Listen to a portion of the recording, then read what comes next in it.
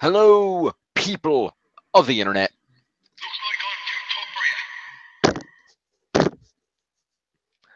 Welcome to another WWE Fantasy Log. I am James Phoenix. Joining me as always are Jeff and Tiff. What's up? Hello. And we are here for more weekly shenanigans, news, recaps, all kinds of good things. Lots of things happening. Build up to Raw 25, title victories, much things. So let's get to it.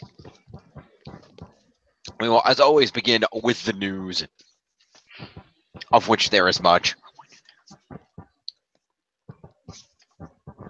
I have way too many windows open. Why are all these windows still open? Close all this shit out. There we go. Okay, news. I'm just going to start at the top and work my way down. I don't have any transitions right now. So if I come up with some, we'll do it. But if not, who cares? All right, so. What the fuck? That is not the article I saved. Fucking assholes. Why can shit just never work? Why? Why is this? I don't understand this. It makes no sense. Because internets? Apparently. There we go. Because Google? Okay, so WWE is going to be continuing to test out their next VR virtual reality experiences at some shows in 2018. They're going to be 10 minutes in length, and they're going to be available free to fans on the new WWE channel within the next VR app after each event. So you'll be able to see highlights from the biggest events of virtual reality as if they were there live with a Samsung Gear VR, a Google Daydream View with a compatible smartphone, a PlayStation VR, or a Windows Mixed Reality to download the aforementioned app. So keep your eyes on that, because you'll feel like you're right at ringside for 10 minutes, apparently. So that's neat. So you don't even get to watch a full match unless you're watching a squash match. Apparently. Yeah, fuck you, WWE. Yeah, well. They can't put up the full match. It would violate their TV contracts. Nah. No, it would violate the TV contract if they put up the full show. Yeah, even an individual match, though, it would be a pain. All right, so we have a follow-up from last week. Oh, excuse me. You may recall that at the Impact Wrestling tapings we were discussing last week, that Eddie Edwards took a bat to the fucking head after it broke and bounced off the floor. Ow. Apparently he was severely injured. There was a lot of bloodshed, and there were concerns that he might have been in danger of completely losing his eye because it nailed him in the eye. Oof. But luckily, he's apparently okay. There are reports coming out of ProWrestling.net where that he suffered a broken nose, a broken facial bone, and several bad lacerations, but he did not suffer a concussion, and other than the eye being black, it's okay. Good. Okay, then. So, nasty injuries, but nothing super career-threatening, thank God. We wish Eddie Edwards a speedy recovery. Indeed. Speaking of shit that happened in Impact, let's stick on that train for now. How about that? It was not a good week to be a woman in Impact, apparently. Two different sides of things. I'm a woman.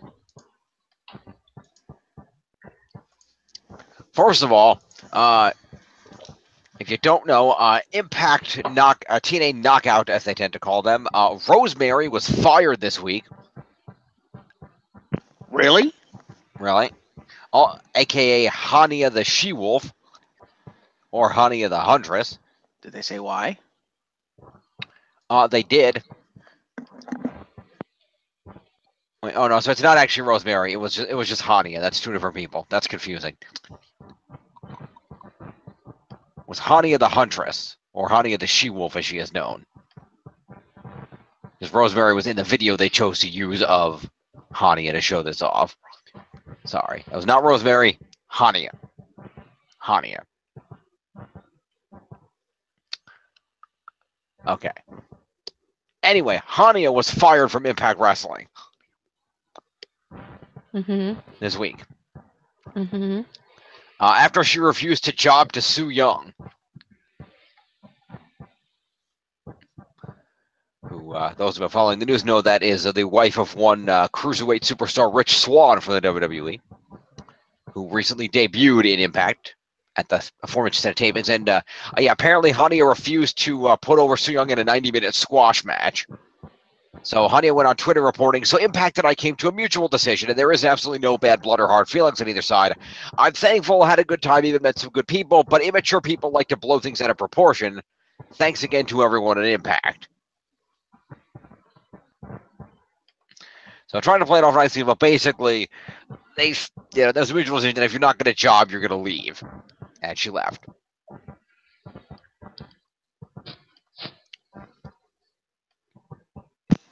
I'm going to assume she wasn't with the company long. Probably not. Yeah, honey, if you're the new kid on the block, you do what they say. You don't get an ego. Let me see here. There is let's see, when is this video from? Hang on, let me see this for a sec. No, that's just a random video. Okay. Honey, you're not Stone Cold Steve Austin. You haven't earned the ego yet. Apparently not. Because Austin got away with being like, no, not doing that, because he'd been around for like 10 years already. Yeah. He was like, no, fuck you, Vince, and walked out. Mm-hmm. And was summarily suspended. But he came back. Because he got away with it. Because he did. Well, yeah, because that's Stone Cold, they had no ratings. Yeah, he was the man. But like I say, he'd also been around long enough that it's, okay, fair enough. He has the right to do that. He still went against our orders, therefore punishment, but we're not going to fire him because Stone Cold. Whereas you, if you're new on the block, yeah, if they say job, you fucking job. Yes. Also, you're not Dolph Ziggler. You haven't been jobbing for like 15 years and gotten sick and tired of it. It's true. So and yet, not the worst thing to happen to a woman in Impact this week. Okay. Impact Wrestling star Sienna suffered a scary situation that resulted in her being hospitalized during the latest set of TV tapings. She was apparently at the latest TV tapings. She was experiencing short and labored breathing as well as severe back spasms and sharp pains when she inhaled.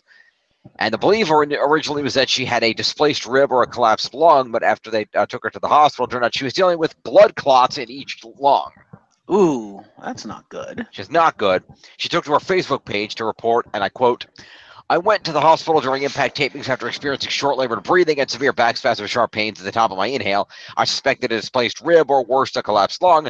Turns out I have a blood clot in each lung. I won't be wrestling right now, but I'm still making appearances, raising money for the Undie Run, which is a something she's trying to raise money for, ... and judging everyone in this hospital. Hashtag pinkies up.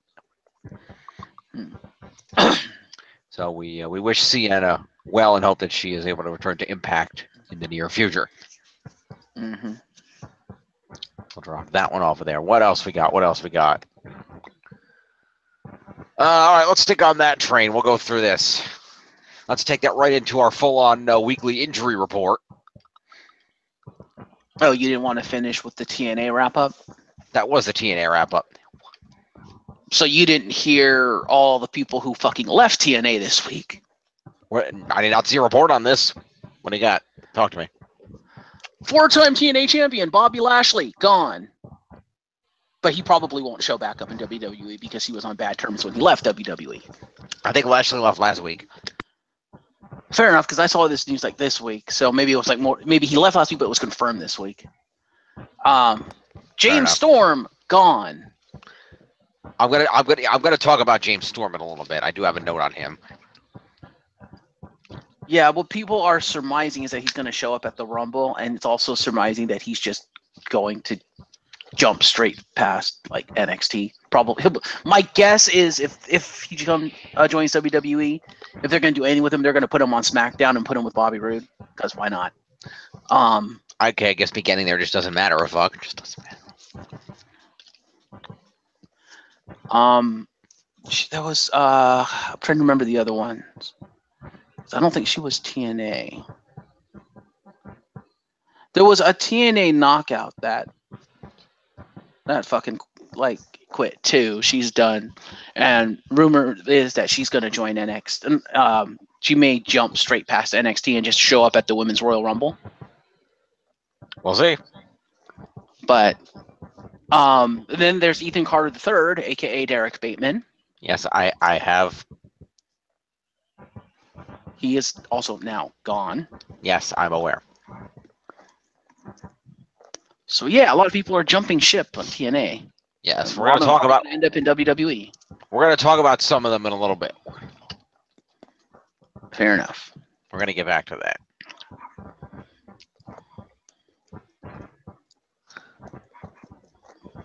All right. Well, if you want to segue over there, fine. Let's segue over there. Fuck it. We'll do the injuries in a minute. All right. Yes, heavy things about rumors and WWE signings going on this week. A lot of talk. First off, WWE announced the signing of Trevor Ricochet Man, Oh yeah, Ricochet. making it a long rumored assumption that he'd be joining the company official. He joined the Performance Center, and while it was not indicated, he's expected to wrestle on NXT for now. Mm-hmm. So expect him in the near future. Also, several others. Also, they announced the signing of War Machine, and I'm not talking about Rhodey. No, the NJPW tag team. Yes. So I think that would be Raymond Rowe and Hanson, for those who don't know. Does that mean the Bludgeon Brothers are finally going to get competition? I don't know. Company made the official announcement via the website and the social media channels. They're a noted decorated tag team with a history in NJPW and other promotions. So they're going to be reporting to the Performance Center. All right.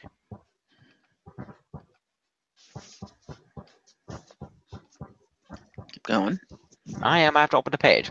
So they also announced on the women's side the signing of Candice LeRae, Yes. a former competitor of the Mae Young Classic. Yep, she made it to the quarterfinals. She did, so she's going to be joining us. Also, former WWE talent. You don't know who she is, do you? Should I? Yes. Okay. She's the wife of Johnny Gargano. Johnny Wrestling. Cool.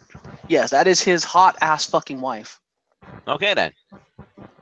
And he actually tweeted about it, saying how proud of her he is and stuff like that. So yeah. Nice. So Johnny gets to not be alone on the road because he's going to have his hot wife everywhere he goes. He does. But as much as you have your hot wife Johnny Gargano, you still on the on the WWE rankings of people with this, you still come in second to Carl Anderson's hot Asian wife. Yeah, but Carl Anderson doesn't get his hot Asian wife on the road. This is true.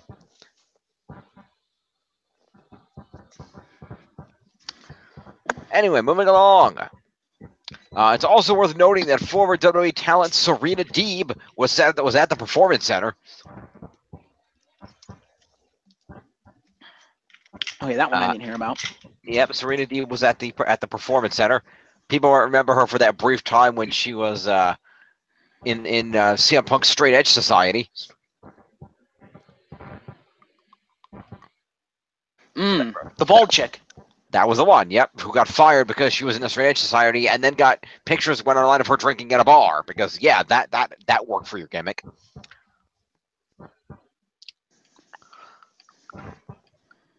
So she was seen at the Performance Center after previously being spotted in Pittsburgh, where WWE has its potential signees go to undergo medical testing. So it appears rumors are this would lead to indicate that she is either going to sign or has already signed back up with the company. So she may show up at the Rumble. That is possible. She was good too. I think WWE was dumb to fire her. Should they have done something? Absolutely. They should have been like, there's a thing called kayfabe. You shouldn't be doing that. Yes. It also appears, according to reports, the recently departed from TNA EC3, Ethan Carter III, will be imminently debut with WWE. He owns full rights to his EC3 name, and with Impact making it clear they will allow wrestlers to use the gimmicks, he could just walk into WWE as EC3. But the question is whether WWE would want that or want him with a different gimmick. It's worth noting he was previously in WWE for several years in the NXT division under the name Derek Bateman. My guess is they'll just use Derek Bateman. And in my opinion, EC3 doesn't work in anywhere but old TNA because the entire gimmick was that he was the nephew of Dixie Carter. Right. So Without Dixie Carter, the gimmick kind of means nothing. Because it's literally built into the name, in my opinion. Mm-hmm. That's fair. So he could potentially show up in the Royal Rumble match as he's not under contract to anybody, and there's no non-compete or anything, so he could just show the fuck up. So yeah, it would not surprise me. Also, I would care, but it would not surprise me. Also, a recent report that a PW Insider indicated that he was spotted at the WWE Performance Center this week, supposedly. So that would add further credence to the rumors. Mm-hmm. What else? To support earlier speculation as it could happen as early as the Royal Rumble. To add fuel, Renegade Wrestling Revolution, which is based out of Houston, Texas, had announced earlier today that EC3 would not be able to wrestle at their next event on January the 28th, which happens to be the date of the Royal Rumble. Yeah. So, we will see. All signs point to the Derek Bateman returns. Yeah, maybe. And lastly but not leastly, as was mentioned, of course, James Storm has recently departed Impact Wrestling. And he's recently spoke to Justin Barrasso of Sports Illustrated for their Weekend Wrestling feature, noting that my ultimate goal is to go to WWE. The WWE has such a grip on the world, it's pretty amazing, and I believe I still have a lot left to give. I'm in the best shape I've ever been. When I left Impact, I told people this isn't my last stop. It's just time for me to get on a new horse. No, but noting that people note that you just say to him, well, you're 40 years old. When I grew up watching wrestling, my heroes were men like Macho Man. The older you get, the more of a superhero you become. There is a reason there is Superman, not Superboy.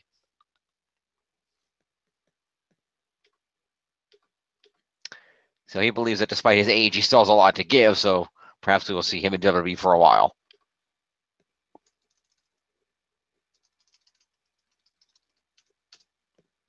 All right, what else is going on?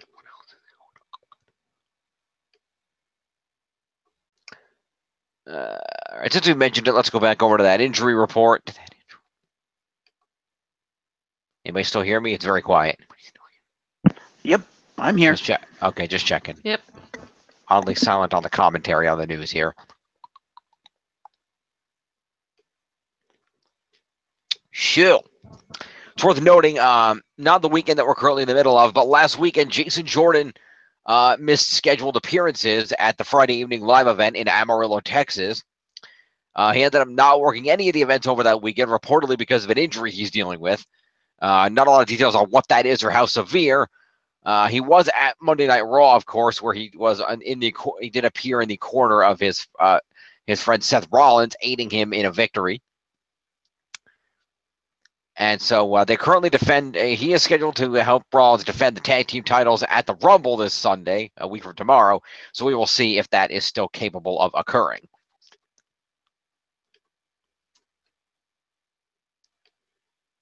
Fair. That'll be interesting. Speaking of injury, Samoa Joe's foot injury is something that will sideline him for multiple weeks. They've already wrote him out of the Royal Rumble, and he's been pulled from the house shows until mid-March.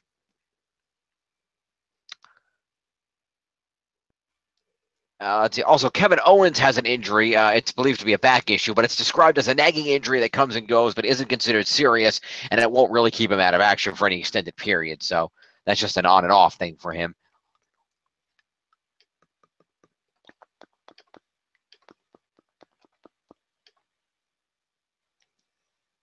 Let's see.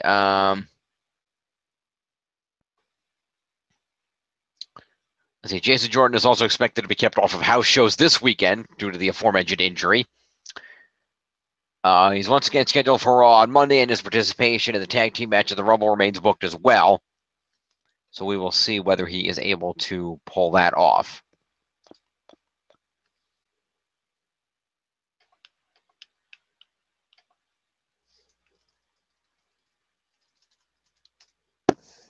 All right. And let's go to what is probably the most relevant injury in WWE right now.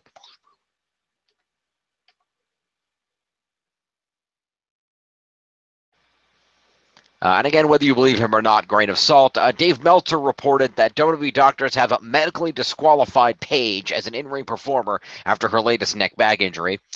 According to Meltzer, doctors who operated on Paige during the neck surgery advised her not to return to the ring at all based on the severity of the issue, but she rehabbed and made it back, only to suffer this setback.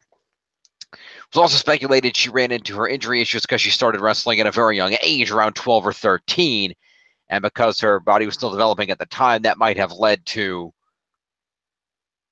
the injury issues developing over the course of time. As to what happens from here, it remains to be seen. So we'll have to see what ends up, Paige's future ends up being, if it is true that she cannot wrestle. That would put her in a Daniel Bryan situation where she could go into a non-wrestling capacity or try to go to the indie circuit and keep wrestling anyway. WWE also confirmed that as a result of, they did not mention specifically why, but they did note that Paige will not be competing in the 30-woman Royal Rumble match due to the neck injury. Well, they did say the neck injury, so they did say why. But she will be at the event to support her Absolution teammates Mandy Rose and Sonya Deville, who will still be in the match. So Paige will at least be at the Rumble, if nothing else.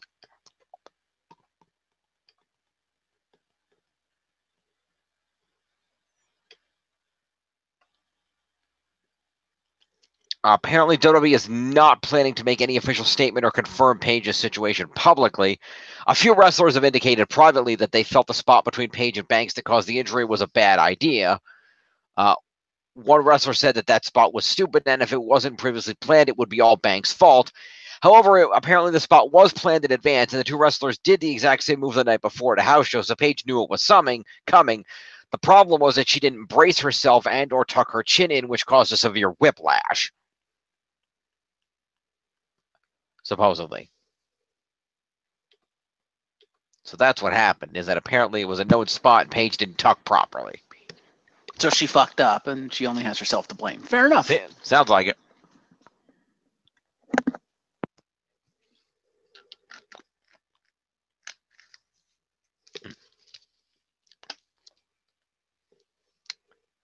So that is Paige's situation. Moving on from that, speaking of superstars who might not be around for other reasons. Not sure if they were scheduled for the Rumble anyway. One half of the SmackDown Tag Team Champions, Jey Uso, got arrested for DUI this week. DWI, sorry. Same thing. Yeah. No, it's not, actually. Driving under the influence. Yes, driving under the influence, driving while intoxicated. Two different things. It's basically the same thing. No, it's not.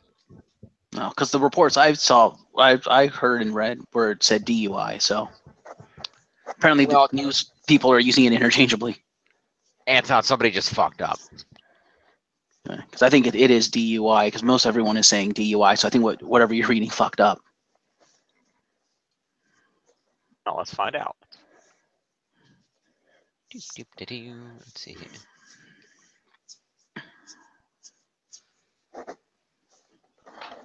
Let's see. Well, TMZ says DWI. Fair enough. So I think whatever you read fucked up. Either way, driving while drunk, DWD. Let's leave it at that. Well, there's a different, though, because here's the thing. Driving while intoxicated is specifically that you were drunk and over the limit. Driving under the influence is not necessarily alcohol. That can be any kind of substance you might be under the influence of. That's the difference. The DUI could be drugs, could be any number of things that you might be under, whereas the DWI is specifically alcohol, and it usually means a higher content. Fair enough. He was arrested Sunday for the DWI following the WWE live event in Hidalgo, Texas. He was released on a $500 bond later that day. He was pulled over around 1 a.m. for a routine traffic violation, but showed signs of intoxication, according to Pro Wrestling Sheet. He then bombed the field sobriety test. It's worth noting that his twin brother Jimmy was booked for a DUI back in 2011, and then again in 2013 for violating his probation by driving with a suspended license. WWE released a statement on the matter. I will open and read for you.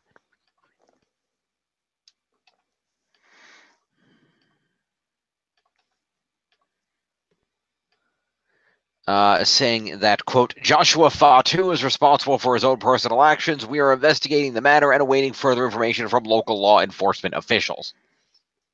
Yeah. It is worth noting the Usos did not appear on SmackDown this past Tuesday.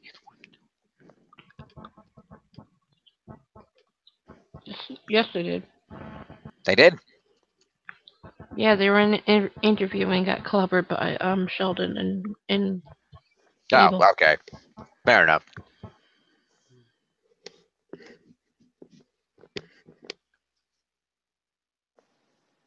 That might have been pre-taped, though.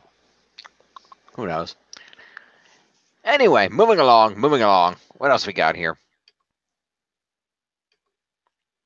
Let's see here.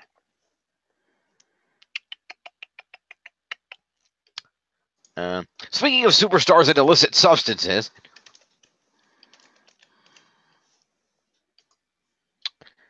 Roman Reigns got linked to a steroid investigation this week.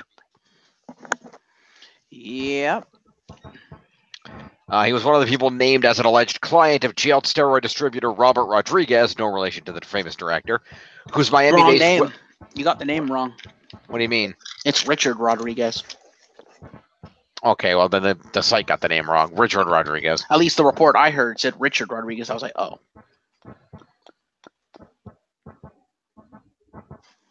Yeah, the video down below says Richard Rodriguez, too. So, yeah, this dude fucked up. Fair enough. Richard Rodriguez, whose Miami-based Wellness Fitness Nutrition, WFN, was raided by the DEA last February as part of a year-long investigation. According to the U.S. Attorney's Office, his client list included at least 50 customers in the Eastern District of New York in a massive ring that made at least $10 million in the distribution of illicit anabolic steroids. In the early summer of 2016, Reigns was suspended for 30 days over a wellness violation, but that was over Adderall, which is for ADHD, but is on WWE's it's on the ban list of most major sporting leagues, WWE included.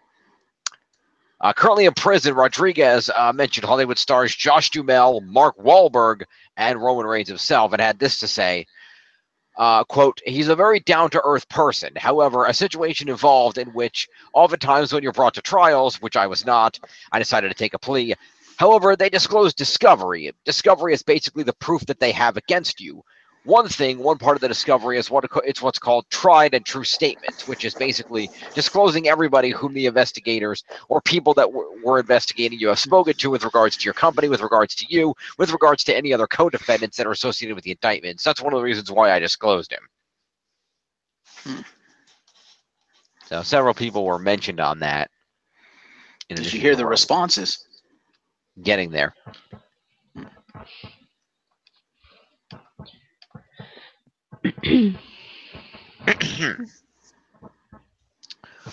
Responses: Roman Reigns. What's that? Copcat. Roman replied, I have never heard of Richard Rodriguez or Wellness Fitness Nutrition. I learned from the mistake I made nearly 2 years ago and paid the penalty for it. Since then, I've passed 11 tests as part of WWE's independent drug testing program.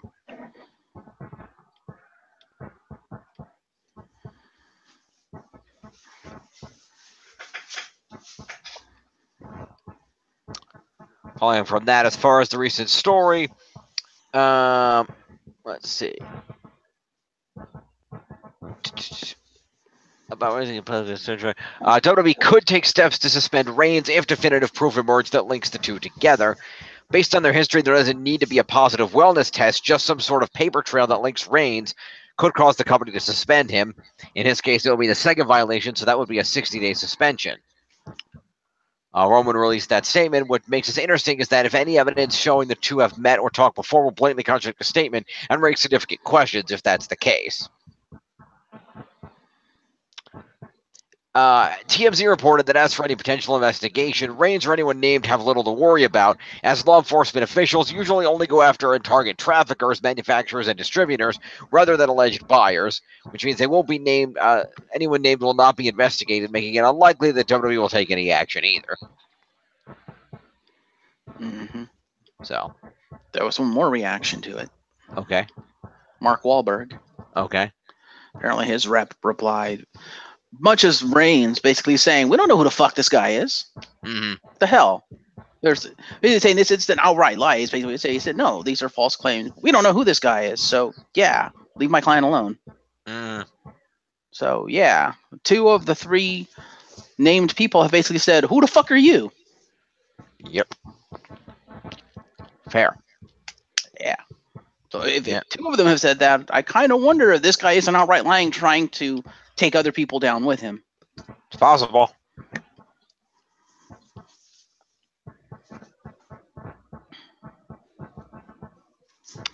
Speaking of people who are probably on steroids. Jinder Mahal? No. I mean, yes, but no. No, of course, which came up on Raw, but was released exclusively on ESPN before that. WWE announced this week that the headliner for the WWE Hall of Fame class of 2018 is none other than one Bill Goldberg. He was probably on steroids during his career, but I think after he quit wrestling, I don't think he went back on it. Yeah, no, I don't think it's now, but at some point he definitely was. Oh, yeah. As first reported by ESPN, he will be the first. That'll be on Friday, April the 6th. The Hall of Fame ceremony will take place. That will more likely than not be streamed live on the WWE Network, so we'll definitely check that out. It was also announced on Raw, complete with WWE video package. It was. WWE noted that Goldberg's unique athleticism, persona, and intensity captured the imagination of sports entertainment fans around the world throughout his illustrious career, said Paul Levesque, WWE Executive Vice President, Talent, Live Events, and Creative. Could he get himself a longer fucking title? Jesus Christ. We are honored to have Goldberg take his rightful place in the WWE Hall of Fame. If you're going to read a quote by him, you need to do it in his voice. Goldberg's unique athleticism, persona, and intensity capture the imagination of sports entertainment fans throughout the world, around the world, throughout his illustrious but not illustrious as my career. There you go. And also, I'm pretty sure Vince is the one that gave him that title, so yeah. Fair enough. It's kind of Vince's company. Yeah, that's true. He's my son-in-law. He has to have the longest title in the company. Apparently. Moving along, what else we got here? I have no connection for any of the last 3 of these. So just go with it. Yeah. Pick one and go. Let's do this. Speaking of 2 people that are more famous for what they've done outside of WWE. There we go. Okay. The first match of the Mixed Match Challenge occurred this week. That was the match of Finn Balor teaming up with Sasha Banks to take on Shinsuke Nakamura and Natalya.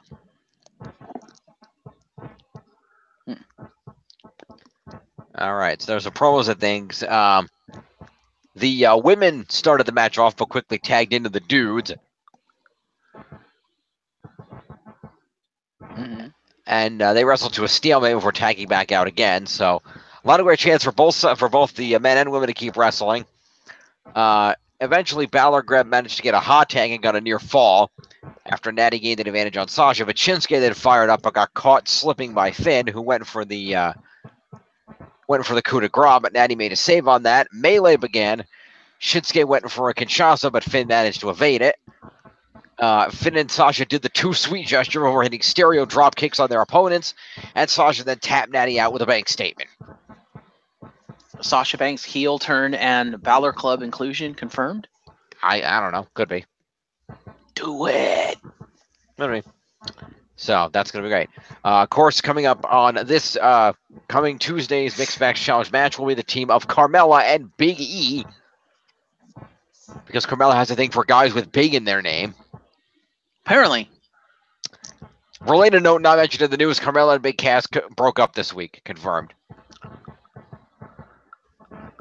Carmella and Big E will be taking on The Miz and Asuka next week, the Empress of Tomorrow. Yeah, they're going to lose.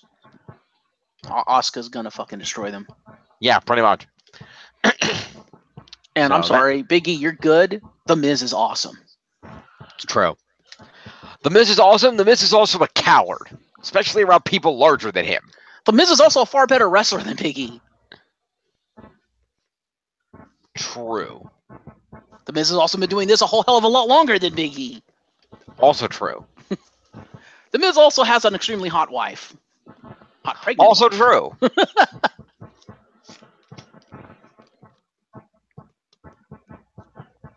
So here's a fun thing. Go to a fun thing. Before we get into the major news story of the week that I'm going to round out with. Check these out. This is a thing now.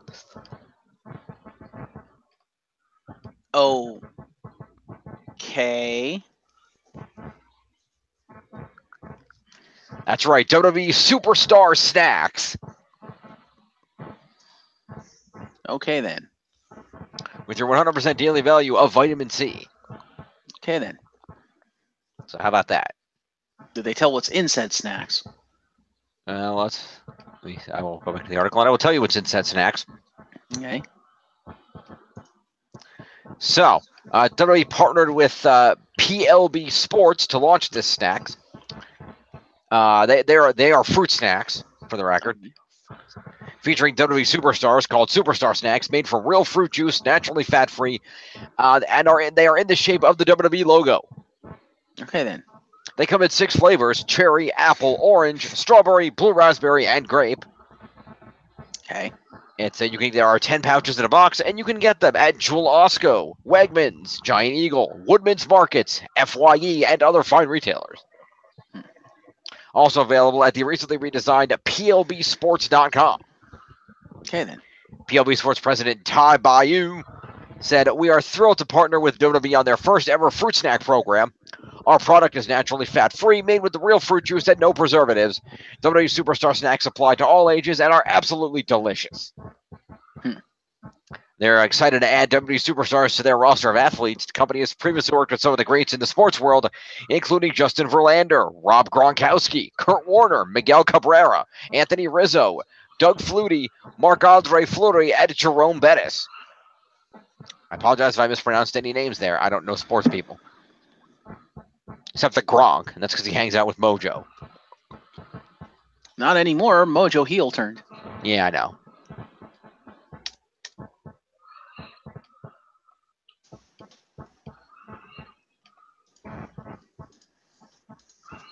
Which is hilarious, because if Mojo hadn't done that, the Gronk might have showed up and helped to beat Jinder again.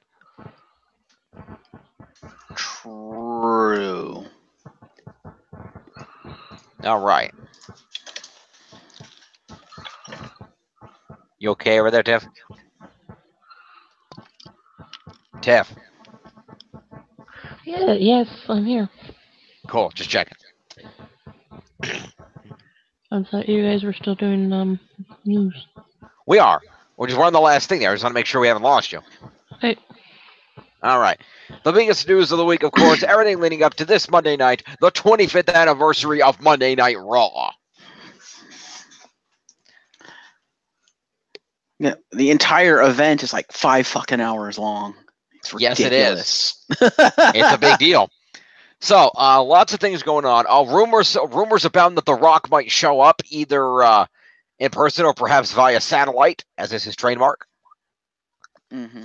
So we will see. Where Jim is Ross it and taking place? Right here in New York City.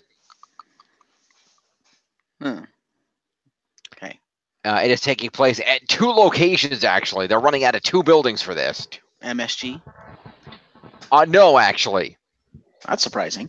Well, one of them is they're actually running out of the Manhattan Center, which is the place where the debut episode of Raw aired 25 years ago. Fair enough. And for the sake of having space for everybody, the remainder of the people will be over at the what's the other one? The big arena over there. The one over oh shit. The Barclays Center. There we go. The one that couldn't get their shit together. Yeah. And since we're still on the news and we were just talking about The Rock, maybe we want to send out a congratulations because he's expecting another. He's expecting another girl in 2018. He is. Or this year. Congratulations to the smell what The Rock is cooking. Congratulations to The Rock and his daughter, and his forthcoming forthcoming daughter. Yep. And his wife, of course. So that's wonderful for the happy couple. Well done. We'll keep tabs on that. All right. So, yes, Jerry, it is known that JR and Jerry the King Lawler will be the commentary team for this event. Yep. JR. Jim Ross. Good old JR, Jim Ross. Okay. Going to be a slobber knocker, King. And all throughout. Why it sounded familiar. Yeah, and all throughout the course of the week, more and more people have been announced to appear at this event in some capacity. Yep. It's worth noting that originally both Bret Hart and Mick Foley were going to show up, and they were the advertising, but Foley has indicated he was inviting and lives in the area, so he seems likely to appear, but it seems likely Bret Hart will not. Foley is not going to appear, and he has stated why. Oh, okay, why? Foley has come out and said, from a storyline standpoint, it's fucking stupid for me to show up because I got fired by the Authority. Why the hell would I show up? And Foley has a point. Like, why would they invite me to this celebration of Monday Night Raw when I got fired from Monday Night Raw by the people who run it? They invited Daniel Bryan. But that's because he's the rival GM. They're doing it as a show of good faith between the two competition. They didn't invite Shane. Fuck Shane. But no, that's the explanation, Foley. If you have to admit, it's a reasonable explanation. True. Also, continuity in 2018, folks. Yeah. But let's be honest, Foley's going to be in the back hanging out with people. He's going to be there. He just won't show up on TV. Probably. But yeah, Bret Hart has a medical appointment that day, so he can't make it. Yes. Yes. Also not showing up because of long-standing legal battle, CM Punk. Get over it. He's not coming. Especially when it's in New York and not in Chicago. Yeah, that too. However, interesting news this week is Dana White believes CM Punk will MMA fight again. So, we'll see if that happens. Mm-hmm. There was a surprising announcement as to who's going to show up for 25th anniversary. A name I never thought we'd see again. We're going to get there. I'm going to go through names. There's been no word on whether Hulk Hogan will show up, but people wouldn't be surprised. Mm-hmm. Hulk did go out to tweet, "We'll be home watching and cheering on my friends next Monday on Raw, brother." So we will see exactly how, if any of that pans out. It's expected that Jeff Hardy is going to be there, though he's in no condition to wrestle. He'll be there to hang out. The question is, so he may show up like on TV, but the question is, if he shows up on TV, is he going to show up as Jeff Hardy or Brother Nero? Who knows? It's also worth noting Edge will not be there because he's out of the country, but there's no question on whether Christian will show up. No, but his wife will be there. Indeed. Beth Phoenix is showing up for it. Yes, that is confirmed. So right, one half of the Copeland clan will be there. Correct.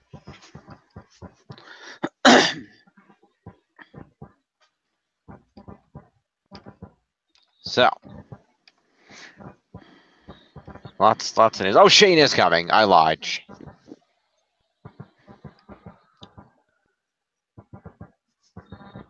Let's see. And I'm trying to open. I want to see if I get to the end of this if it has the fully comprehensive list rather than me reading a half a dozen different lists with some of the same people on them. Fair enough. Also, it's not like Daniel Bryan hasn't shown up on Raw before. The last time he showed up, he got chokeslammed by Kane. True. It wasn't. They went out of their way for a specific announcement that Trish Stratus will be there. Mm-hmm. At Trish Stratus comp tweeting, "Who's ready for some Stratusfaction?" Also, I wonder if they're going to do a Team Extreme reunion. Since, Lita's going to be there. Could be.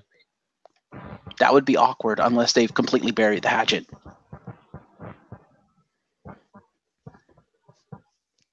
They're gonna try to do a Team Extreme reunion, and the Hardys gonna be out there, and they're gonna maybe loosen the Woken a little bit just so they can announce Lita do their thing, and then Lita's music will hit, and then she won't be there, and they'll be like, "What's going on?" And then a camera will come up, and then she'll be out of the country with Edge via satellite. That would piss off Beth Phoenix, dude. She's like, "Oh hell no! Get your hands off my man!" There you go. Beth Phoenix versus Lita confirmed. There you go. Edge on a pole match. There you go.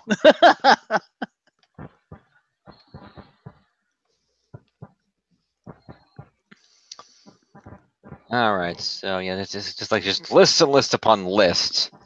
Is there one like long comprehensive one that I could just read, not read 10 million articles? That would be great. But you like lists. I do like lists, but not when I have to read like the same people over and over again. Oh, okay. So apparently Bret Hart's not going to be there because he has to go meet with his hand surgeon because his hand is still fucked up. Yes, it is. So he's going to go deal with that. He actually personally texted Vince to explain the situation. Mm-hmm.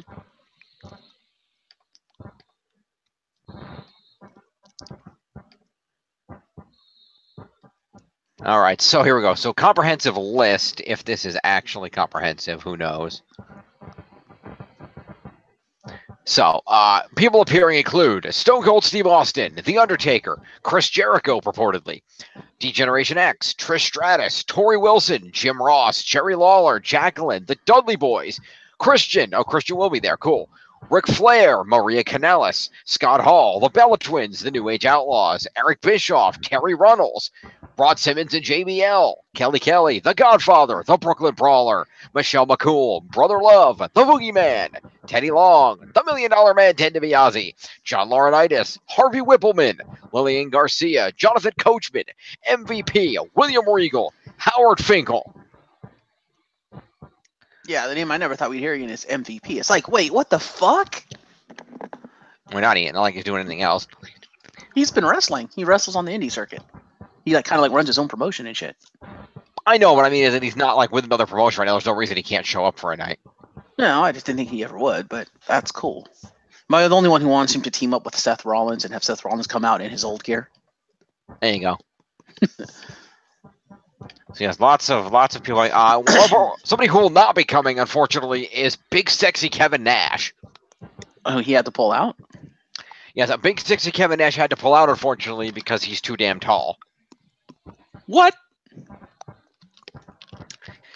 Being so damn tall, Big Sexy Kevin Nash, not all that long ago, had himself a total knee replacement.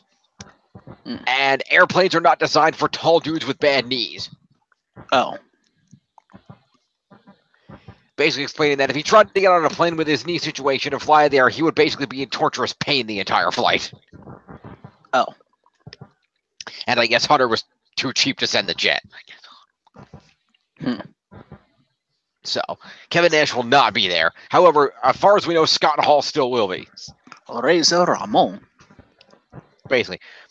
Sergeant Slaughter is also going to be there, by the way. I don't know if we mentioned him before. Also, it was confirmed.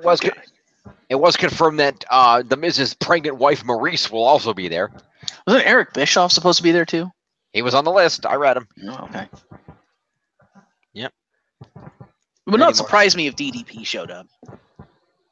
Yeah, there will also be a pre-show. Mm-hmm. It's a live pre-show starting at 7 p.m. Eastern Time. That's 1 hour before the standard Raw starting time. Mm-hmm. You can watch that on the network, WWE.com, the app, YouTube, Facebook, Twitter, everywhere. Renee Young, Peter Rosenberg, and David Otunga, and Sam Roberts will host that stuff and bring you everything you need to know to celebrate Raw 25. So 3 people we give 0 fucks about and Renee. Basically. I give a couple of fucks about Otunga. Let's be fair. Yeah. He's more credible than the other 2, but yeah. He is. All right, and one more. Hey, Tiff. Yeah,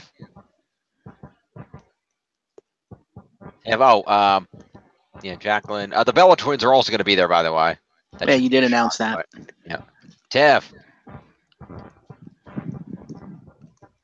Tiffany. Tiff. She's gone, Jim. Tiff. Tiff, wake up. Extremely late for her. Tiff. Tiff. I think she's asleep. Tiff. Tiff. Damn it. Tiff. That's what you get for starting all late. Tiff. Tiff. Tiff. 1, 2, 3. She's done. All right.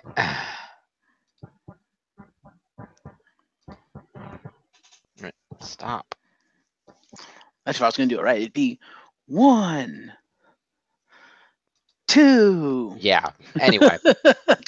And of course, lastly but not leastly, as announced earlier this week on his show, the final guest for Raw 25 announced will be the host of the Tonight Show, Jimmy Fallon. Yes. After a wager that was placed on his show when he had WWE Superstars The New Day along with Triple H and Stephanie McMahon, who competed in a lip sync battle. Let's see here.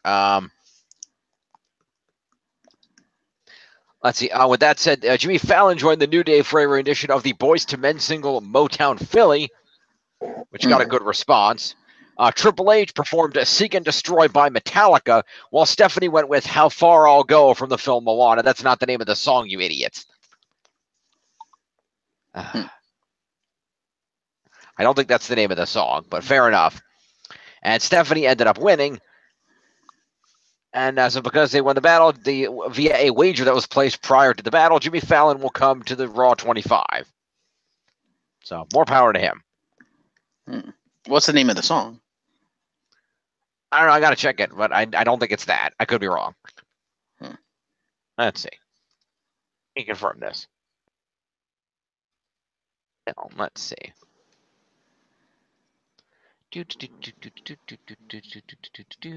Soundtrack. Let's see. Where is it? There we go. Oh, it is How Far I'll Go. I don't know shit. Okay. I thought you were the Disney guy. I thought I was the Disney guy too. Apparently not. Do you know who Moana is the newest movie? It is. Well, not yet. Not anymore. Coco. That's true. Speaking of which, you know who is a huge Disney fan? Bring it back right where we started. Johnny Wrestling's wife. It's all over her Twitter. Really? Yes. Nice. Noted Disney fanatic. Noted as on her Twitter as hailing from Mr. Toad's Wild Ride. WWE needs to do that. They need to bill her for Mr. Toad's Wild Ride. That'd be amazing. All right, so that is all the news that's fit to report. Let's get to the programming. Because we're about to get destroyed by Tiff, so. Really? Bobby Roode won 2 matches on SmackDown, one of which was a main event title match. Oh, great.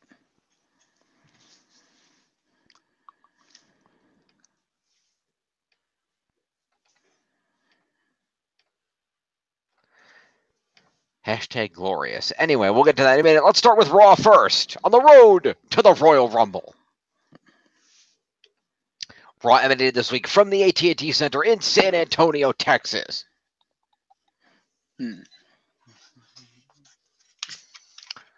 So we see I'll recap. We open the. Did you see Raw, by the way?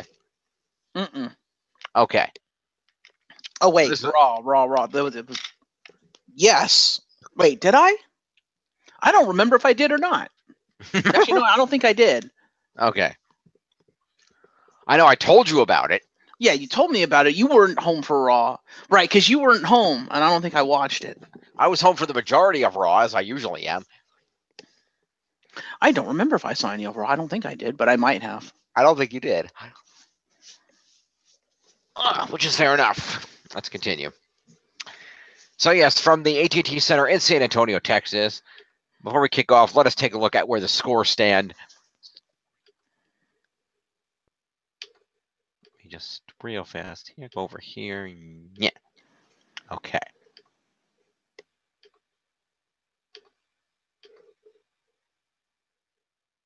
All right. Typity, Raw, SDL, 205L. All right. So as you can see, as of last week, the the Balor Club Worldwide was in the lead at 1831, followed by the Blissful Ride of Justice at 1657, and trailing in third is the Certified Woken Beast Slayer at 1340. Indeed.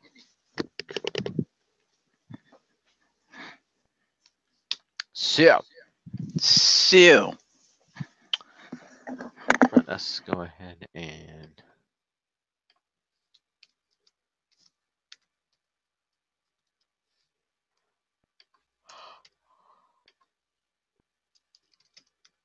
just type these in here real quick. All right. So we will go ahead over here. We will check out the leaderboards. As you can see at the top, well in the lead on the top of the leaderboards is Cedric Alexander, who has 285 points. Followed at second place by Jason Jordan, one half of the Raw Tag Team Champions at 154. Followed by the leader of the Valor Club, Finn Balor at 144, just a point ahead of the other half of the tag champ, Seth Rollins, 143. Roman Reigns, Seth Rollins' Shield mate, coming in at 131, followed by Hideo Itami at 114. AJ Styles, the WWE Champion, clocking in at 110, followed by Samoa Joe at 109, Sami Zayn coming in at 107, and a tie for the 10th spot between Braun Strowman, the Monster Among Men, and Kevin Owens at 101 each.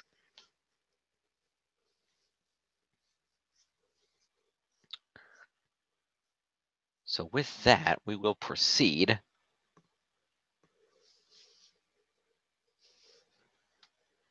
into the actual scoring of the program. Indeed. As mentioned, San Antonio, Texas. We see a broadcast recapping the week before when Braun Strowman pulled a giant set piece down on top of Brock Lesnar and Kane, causing general havoc and mayhem in the backstage area. So we open things up as Braun Strowman comes out to the ring and grabs a mic talking about how he destroyed Kane and Lesnar last week and sent Lesnar to the hospital. But as he is bragging about this, he is interrupted by Raw General Manager Kurt Angle, who informs Strowman that he was out of line last week with his grappling hook set attack.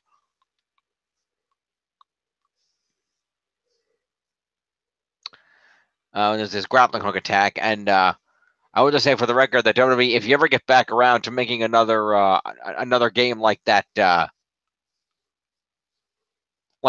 WWE fighting game you were going to make that one time that never panned out, and you put Braun Strowman in, and he needs a grappling hook attack. Just saying. WWE fighting game exists. It's called WWE Immortals. Okay, if you ever do that again, I'm not talking about that other one they were doing. That other one that never came to be. Okay. I would say put it into Immortals. Come on, it's fucking Mortal Kombat with WWE superstars. Braun with a grappling hook is perfect for that game. Yeah. He could be the Scorpion on a log. Get over here. Yeah, kind of. WWE Brawl, that was the one. That game never got released, unfortunately. Anyway, so Kurt Angle says that he put lives in danger last week, which is going too far. And he informs Strowman that not only will his match at the Royal Rumble no longer be a triple threat match, but Strowman won't be competing in the Royal Rumble at all because he's fired.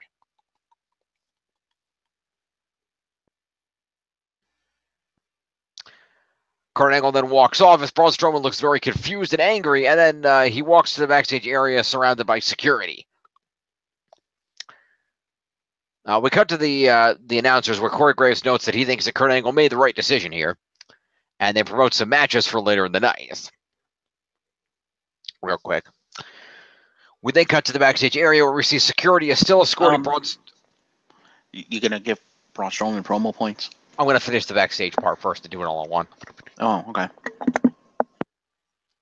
Strowman, the security escorts Strowman to the door, and he briefly takes issue with them, but keeps walking.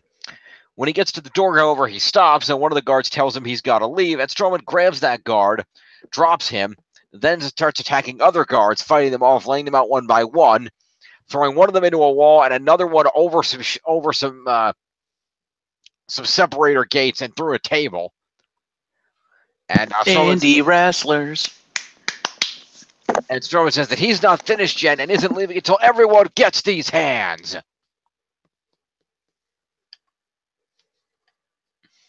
These big, strong hands. That'll be you don't get the reference. I know who the Rock Biter is. Thank you very much. Oh, okay. That will be a terrible WWE gimmick. Yeah, it would. But if anyone could pull it off, it'd be Braun Strowman. Maybe. Also, I make the point to you, how would you think I didn't know that? I don't know. I thought you were too young to get that reference. Have you seen Suburban Nights? Good point. Just saying. Famous. Anyway. Good point. And I know I have not actually seen those films. I need to, but that's not the point. You need to see the first one. The second one was shit. But it's got the rock biter on a motorcycle. That's part of why it was shit. Okay. But not the least of which, they changed directors and completely recast the entire fucking movie. You know what? Randomly. You know what? Fuck it. Stay tuned, folks. Reviews of the Never-Ending Story movies coming soon here on this channel. We'll get to it. Sure, I own the first one. Fuck it. What the hell? Anyway, in the meantime, Braun Strowman is going to get a whole bunch of assaulting people points. That's 4 points for that. I'm going to give him 5 for chucking a dude through a table. So it's going to be 9 points to Braun Strowman. And 5 for an opening promo, actually. So actually he's getting 14 so far. Puts Braun at 115, and he ain't near done. But we'll get back to him in a minute. So while Braun is wreaking havoc in the back, we cut to the ring for a tag team match play of Titus Worldwide versus The Bar. They are The Bar. You don't care. Oh, by the way, What? I do care. I was just reminded when you said tag team match play, as pertaining to the 25th anniversary of Raw, there's actually a poll up on WWE.com asking the WWE Universe who they're most excited to see return for Monday Night Raw. Okay. And as of the video I saw that talked about this, Brother Love was winning that poll with a whopping 48%. Wow. Yeah. That's impressive. I would not have guessed that. Yeah, that shocked the hell out of me. I'm like, wait, of all the people coming back, Brother Love is the people we're happy to see back? What? Oh, that's hilarious. What? I went to WWE.com real quick to see if they had that poll still up. Mm-hmm. They don't, but you know what the poll question is right now? What's that? Is today Rusev Day? Yes or no? Ha! That's amazing. Well, yes, obviously. Do they have results of previous polls? I can check it. Yeah. Also, 73% says that yes, it is in fact Rusev Day. Just FYI. That's it. And 27% of the people are wrong. Because every day is Rusev Day. It is. Let's see here. I don't see any indication of that poll, so no such luck there.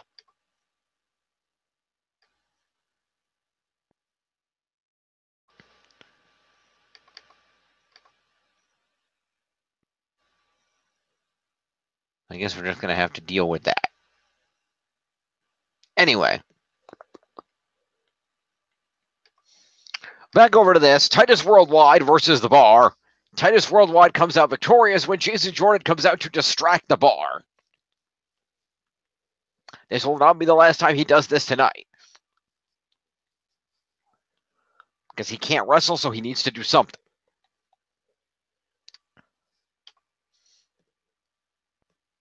So that is a win for Titus Worldwide. So we'll do The Bar first. The Bar hit no moves in this match. That's how piss poor they were. I mean, they hit moves, but none of their moves.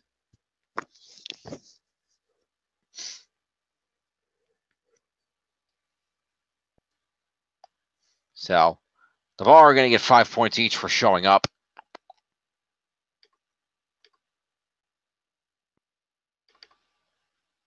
They are The Bar.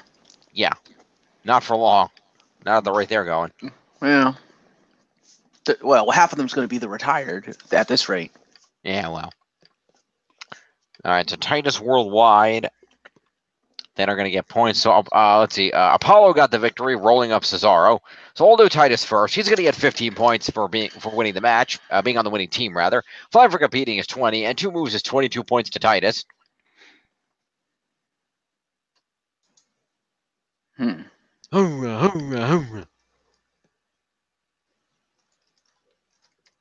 Well, there we go. And then Apollo is going to get 20 for winning, 5 for competing, and 1 for a move is 26 points to Apollo Crews. That puts him at 58. All right. Jason Jordan is going to get an interference.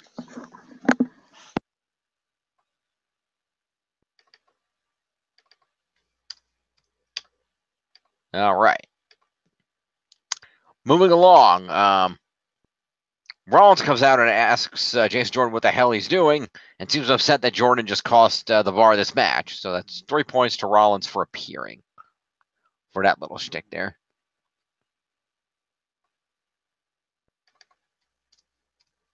All right. Next up, we cut to the backstage area where Braun Strowman is storming through the arena looking for Kurt Angle. He barges into an office, starts tearing the place apart. He shatters a plasma TV on the wall, flips the desk over, throws some shit around, rips shit off the walls, generally wrecks the office, and then heads back out into the arena halls. Well, I will give Braun 3 points for a mini promo for that.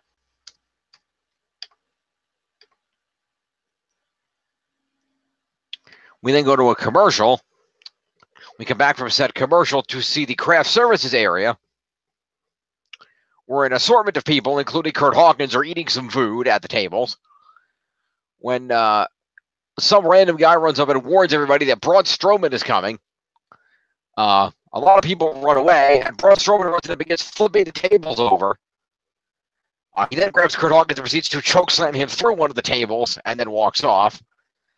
He walks into a guy who's bringing a chocolate cake into the catering area. He grabs himself a piece of cake, eats it, and then walks away. The cake is not a lie. In this case, it is not. But what is it's Braun Strowman with further assault points and another table spot. That's 9 more points to Braun. By the way, I found the poll, and what the fuck? Okay. So, currently in the lead with a whopping 40%, Brother Love. Wow. Second with only 24%, Stone Cold Steve Austin. Yeah, explain that one to me. Brother Love is a WWE legend, and so is Austin. Yes, but Brother Love has managed some of the greatest superstars in WWE history, including Austin. True. Brother Love was also the manager at the debut of The Undertaker. True. Who is number 3 on the list at 13%. Also, I don't think Brother Love has appeared in WWE in at least a decade. I'm fairly certain he was there last year for something. I don't believe so. I could be wrong. But yeah, 40%, dude. Yeah, well, there you go. That's insane. Oh, good for him. More power to him. Lots of great things are going to happen on Raw 25 for sure. Damn right. I'm surprised that Godfather is coming back as the Godfather. Like, literally that gimmick in 2018. I don't know that that's going to be well received. Yeah. It's the gimmick he's most well known for, and I'm going to be honest, it's a better option than showing up as Papa Shango. I don't know. If he comes out as Papa Shango, that's going to look really fucking racist. And a black pimp isn't? Black pimps are a thing. That's not racist. That's just not PG. True. He can always come out as the good father. That would be weird. That would fit with PG. Ivory is going to be there. I mean, come on, right to censor, PG era? It's true. That fucking writes itself. It's true. Well, we know he's going to be there. We know Ivory's going to be there. Have we heard anything on Steven Richards? No, but doesn't Val Venus work for WWE in the back? I think so. So if they had to, they could pull him out. They could. Because he was part of Right to Censor. Yeah, who else was in that group? Was it Bull Buchanan? Yeah, I think B2 was part of it at one point. Yeah. Although if he comes back, he needs to come back as B2 and come out with Doctor of Thugonomics John Cena. There you go.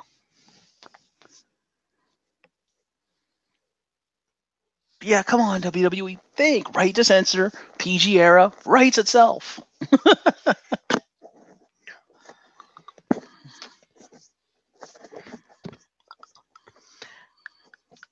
Anyway, moving along. We go out to the ring where we are joined by Enzo Amore and Tony Nese.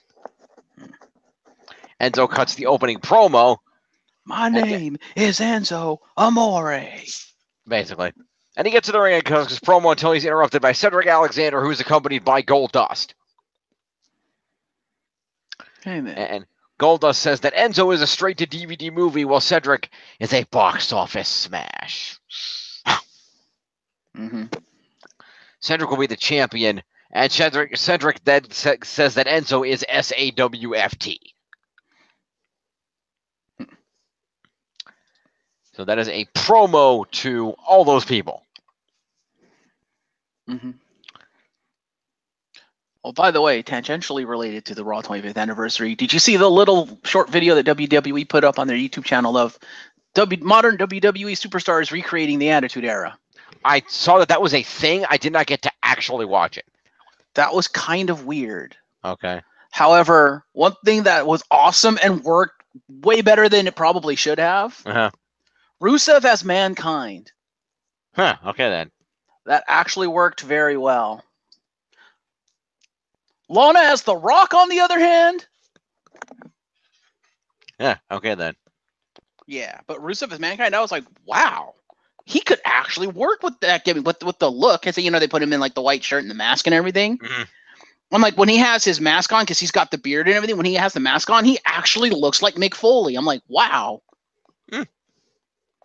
Well, he looks like Mick Foley if Mick Foley were in shape. Yes, absolutely. But they had like the New Day recreating the corporate ministry. The it was me, Austin. It was me all along. Nice. Yeah, so they had Xavier Woods in the Vince cloak, the purple Vince cloak, and they had Big E and Kofi as the acolytes. I'm like, okay, Big E as Farouk works. Kofi as Bradshaw, not even close. But yeah, they had some other ones. You should check it out if you get a chance. It's actually kind of funny. I will check that out. That sounds amazing. Anyway, so I'm going to go ahead and give Enzo and Goldust promo and accompaniment points. Absolutely. That's 5 and 5. That's 10 points for each.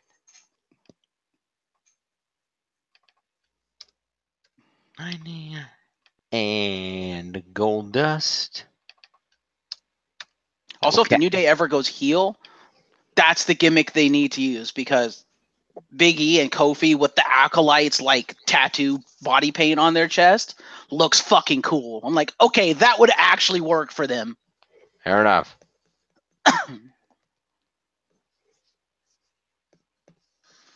New Day heel gimmick confirmed. There you go. So anyway, Cedric Alexander has a one-on-one match against Tony Nese, and Cedric comes out victorious on this. Victorious. Basically. Off of the lumbar check. So Tony Nese is going to get 5 points for being in the match. Mm-hmm. And 5 points for moves is 10 points to Tony Nese. Mm-hmm. Mm-hmm, mm-hmm, mm-hmm. Mm-hmm. Mm-hmm.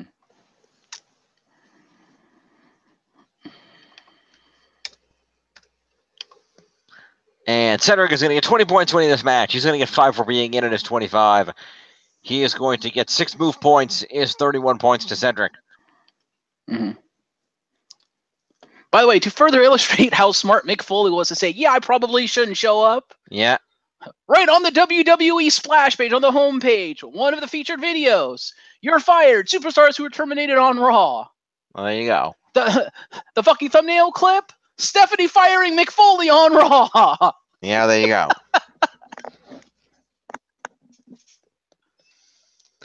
All right. Yeah. So we cut to the back where Kurt Angle is talking to a random employee about the Braun Strowman situation, saying that he's never been in this kind of a position before. Suddenly, a referee runs up and informs Angle that Braun Strowman is headed for the production trucks. Kurt Angle takes what is very clearly a moment to either remember his line or be cued from off stage, one of the two. Because there was a very clear, blatant hesitation for a moment. Before Kurt Angle put his hands up and Chuck went, "Oh my God, they're worth $12 million!" and raced off with the officials toward the production trucks. Okay, then. So we go to a commercial after this, and we cut back to Braun Strowman entering the production truck, which is out in the parking garage area. Braun Strowman goes into the production truck, and because WWE isn't stupid enough to actually destroy their own shit, surprisingly does very little in the production truck. Braun Strowman comes to the production truck, he knocks some papers off some tables and shit, and he intimidates some dudes, but he doesn't like. If Braun were really that pissed off, he would have smashed every screen in that truck. Yeah. And there's a lot of screens in that truck. Yeah. Like, I don't remember the last time we actually saw the production truck inside it as part of a gimmick. There's some advanced fucking production trucks these days. Mm-hmm. So, MOC anyone? What's that? MOC anyone? Yeah, kind of. So Braun Strowman flips some papers and shit over and just intimidates everybody before leaving, and they all kind of rush back to their seats. We then, after watching the folks go back to their seats, there's the interior of the production truck begins to shake violently, or they all move around like idiots while the camera shakes violently, a la Star Trek bridge, one of the two. Mm-hmm. And we cut outside where Braun Strowman is in the driver's seat of the cab attached to the production truck. Yep. We see that Braun Strowman has detached said cab from the production truck and pulls it forward so that it is clear of the production trailer. Braun Strowman then gets out of the truck and begins attempting to flip over the cab. Kurt Angle runs up, asks him what he's doing. Strowman gets in Kurt's face and intimidates him backward, and then proceeds to flip the truck over.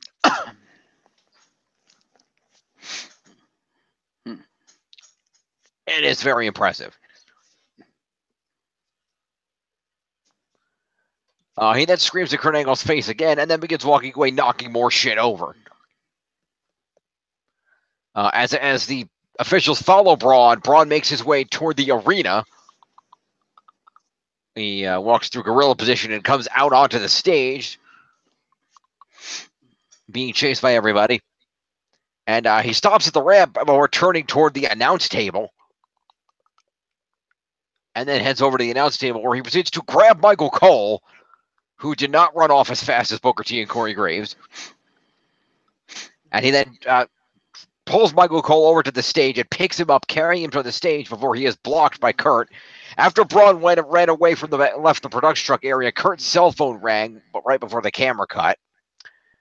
Kurt and the officials run out to the stage to try to stop Braun. And Kurt tells him, "You can stop, Braun. I just got on the phone with Stephanie McMahon. You're rehired and you still have your title match at the Royal Rumble. Please put Michael Cole down." Kurt Angle does put Michael Cole down, drop Michael Cole for a moment. You mean Braun Strowman? Yeah, Braun Strowman drops Michael Cole. And looks at Kurt for a minute, and Strowman gives this kind of laugh for a moment. But then he pauses for a minute as the audience picks up. He then picks up Michael Cole and hurls him off the stage into a large group of security guards. Thank you, Strowman.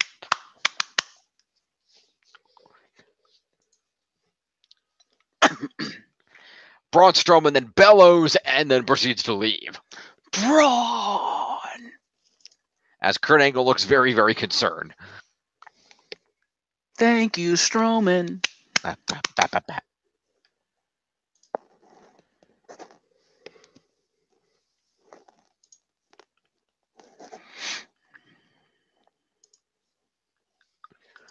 All right, so let's see here. I'm gonna give Braun an OMG for flipping the production truck over. Okay. He's gonna get an assault for attacking Michael Cole. That's 9. And then another OMG for hurling Cole off the stage. That's gonna be 14 points to Braun. I agree.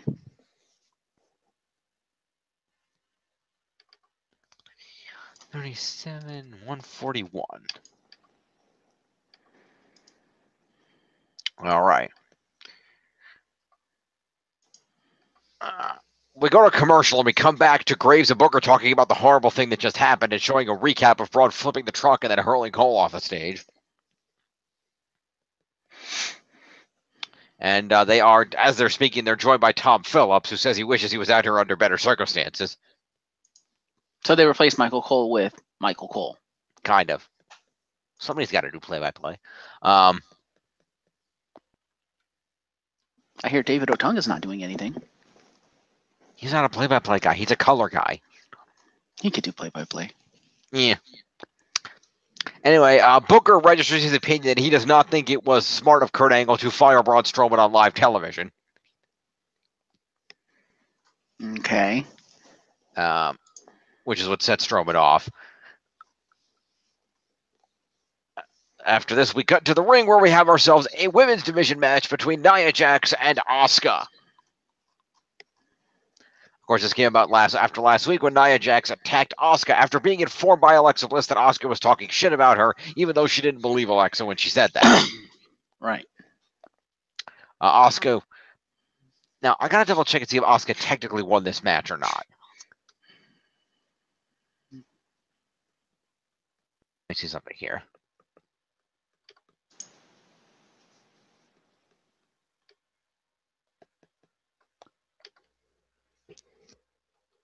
Let's see here. Oh, down here.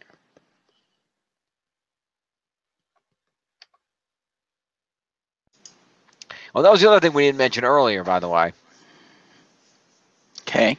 It was also worth noting that superstars from SmackDown Live will also be on the Raw 25, including WWE Champion AJ Styles, SmackDown Women's Champion Charlotte Flair, the SmackDown Tag Team Champions The Usos, and The New Day. And Daniel Bryan! And Shane O'Mac. Yeah. But we knew that. Ha! Hey, look, it's Natty and Charlotte as Edge and Christian. Yep. Nice.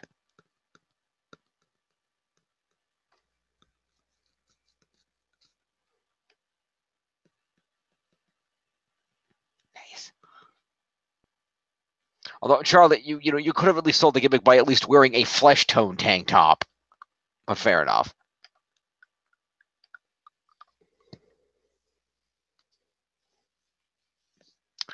Anywho.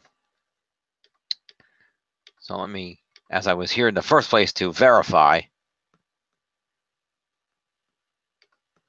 I need to find out whether Asuka technically won this match.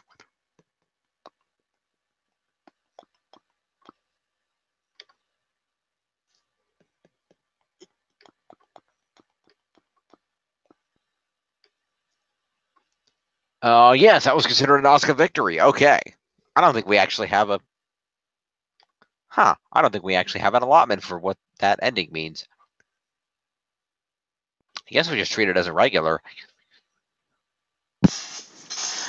Okay, this is kind of funny. What's that? Apparently, Google has an arts and culture app, which allows you to basically, you take a selfie and it scans the selfie and compares it against notable works of art. Yes, people on Facebook have been doing this. WWE did this. Okay.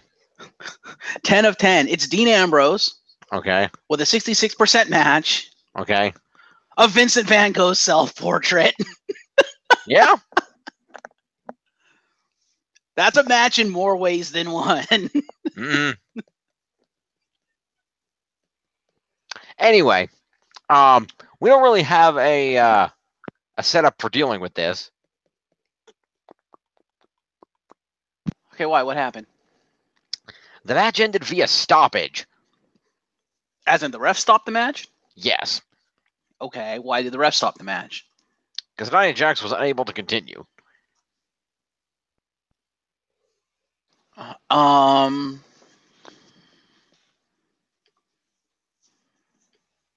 So would that just not be considered a no contest? No, because it was Asuka. It says right on the Asuka defeated Nia Jax via stoppage. So she was declared the winner of the match. Yes, because Nia Jax could not continue. So just give her victory points? That's fair. Sounds good. So, yeah, Asuka won this match. What had happened was they were going back and forth, Nia using the power game, obviously, and Asuka trying to counteract it. Asuka had managed to lock Nia in a knee bar, which she managed to break the hold, but Nia's leg was not quite working right from then on. And there was a point where Asuka got slammed into the ring apron, but fired back with a leg kick to Nia, who was on the apron, and Nia slipped down, and the aforementioned left leg, which had been locked in the knee bar, slipped between the ring post and the steel steps, and Asuka then kicked the steps into it, crushing Nia's leg between the steps and the ring post.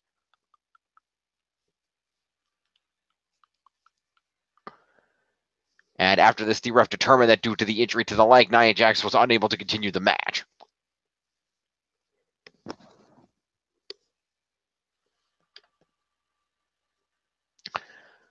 So, Nia will get 5 points for competing.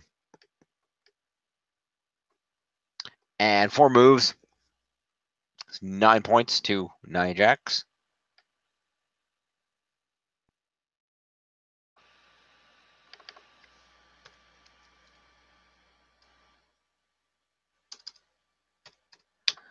Let's see. Asuka didn't actually have any moves, but Asuka will get 20 points for winning and 5 for competing. Does Asuka get an OMG for attempting to destroy Nia Jax's leg? Well, what did she do to attempt to destroy her leg? What I just said. Yeah. She's getting victory points already. Say it with me, folks. Pay attention.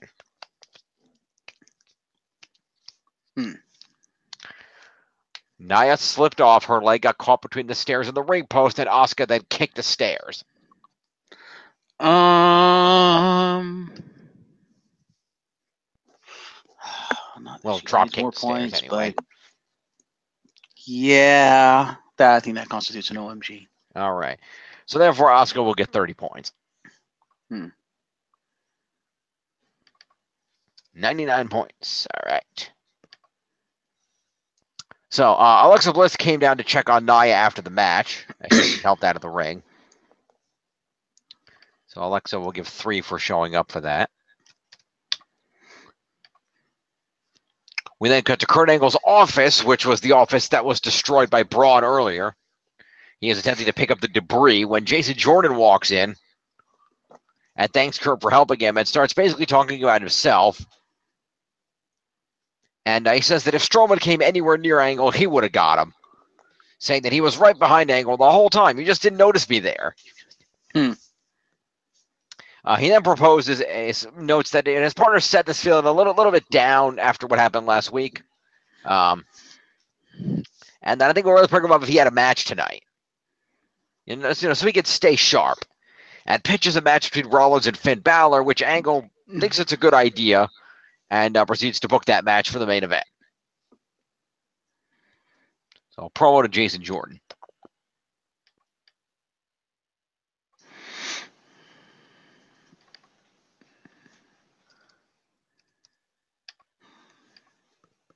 All right.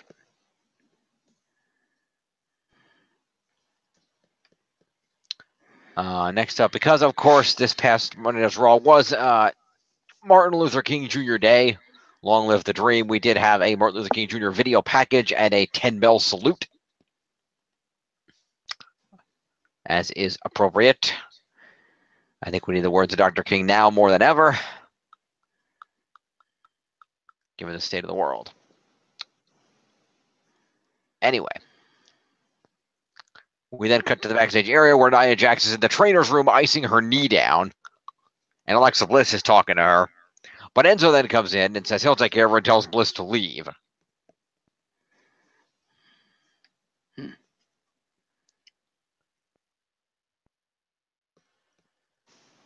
So that's a Mini promo with Alexa, and Enzo. I'm just going to give him a mini on it because it wasn't very long. Fair.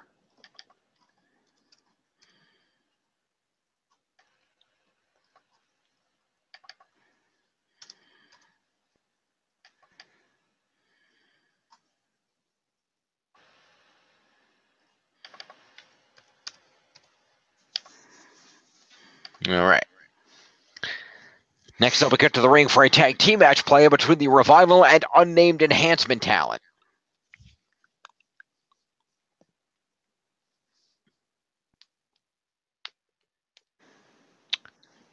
Unnamed enhancement talent is very quickly destroyed.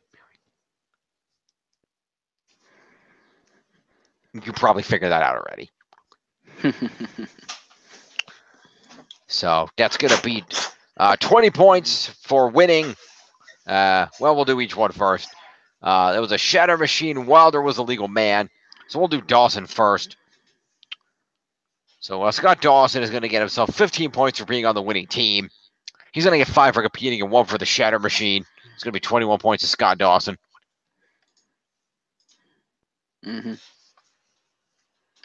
What's he at? 42. And then Dash Wilder got a pinfall. He's going to get 20 points. He's going to get 5 for competing is 25, and 1 for the Shatter Machine is 26 points to Dash Wilder. 6 is 52. Post-match, the Revival proceed to do an interview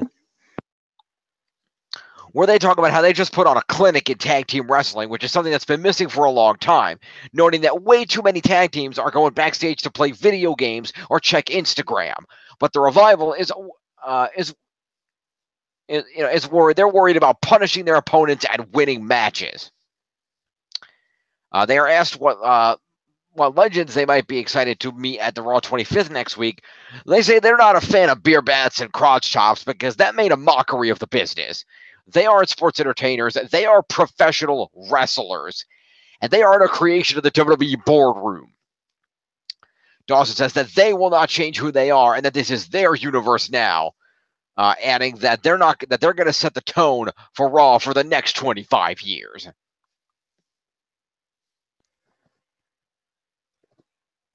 Okay, then. Yes.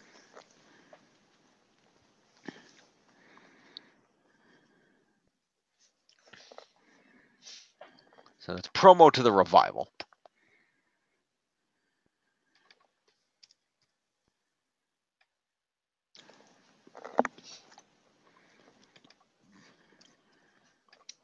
All right. Next up, Elias comes out to the ring. He sings a song, he trashes Texas, talks about what he's going to do in the Royal Rumble, and then introduces The Miz and the Miztourage.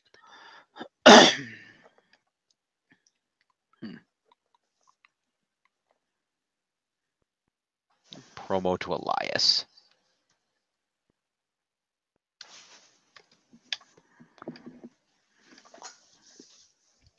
So the Miz and the Miztourage come to the ring. Miz talks about his return, saying that the spark that was missing from WWE wasn't John Cena or Brock Lesnar, it was the Miz. And the Miz also gets to plug his new USA reality show featuring himself and his wife Maurice, Miz and Mrs. coming soon. Until Roman Reigns interrupts, and we have the aforementioned advertised handicap match between Roman Reigns and the Miztourage. That's a promo to the Miz, by the way. Awesome. I came to play.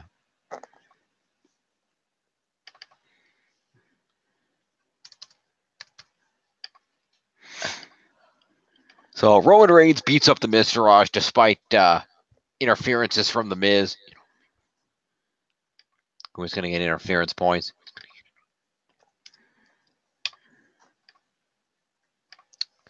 So Roman hits a spear on Curtis Axel for the win. So this is a handicap match, so specialty points apply here.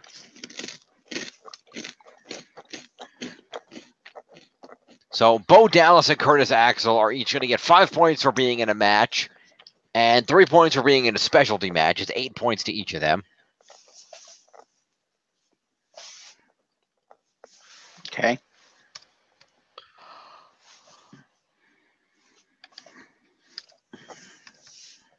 Roman Reigns is going to get 20 points for winning a match. He's going to get 10 for winning a specialty match. Is 30.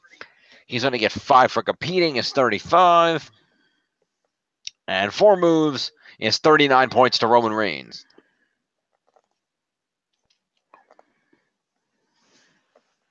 Fair enough. 30, and it's 170 even. All right. The Miz then retreats as Reigns celebrates in the ring. After clearing the ring, we cut away. We come back for a women's division match of Sonya Deville of Absolution taking on Sasha Banks. Mickie James and Bayley are at Sasha's corner, while the remainder of Absolution is in Sonya's. Sasha starts off strong, goes for a bank statement right away, but Sonya gets out of it. Fires back with some strikes. And after Banks hits a running knee strike in the corner, she goes up top, but Sonya kicks her right out of the air with a finisher and pins her. So Sonya Deville gets a win for that. So let's do all the accompaniment people first. We've got Mickie James.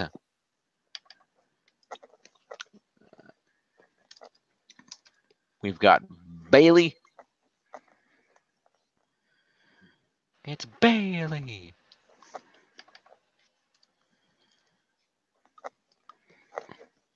And then we've got Paige.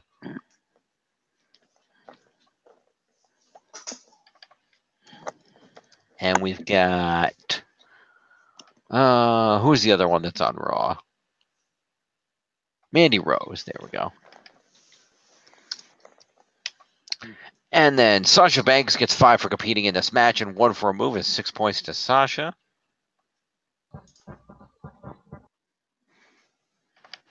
So we're at an even 60.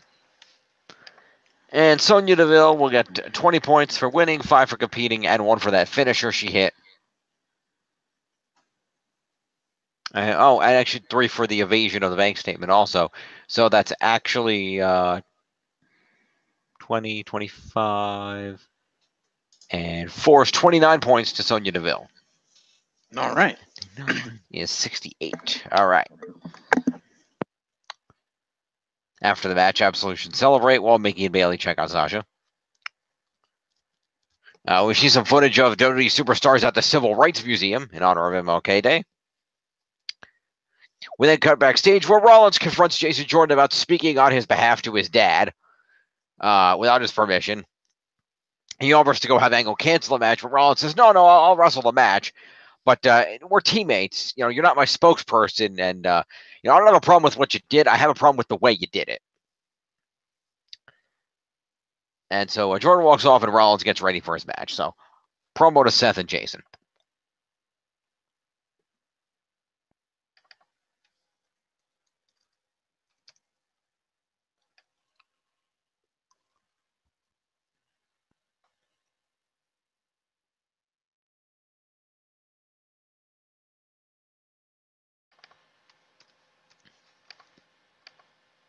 All right.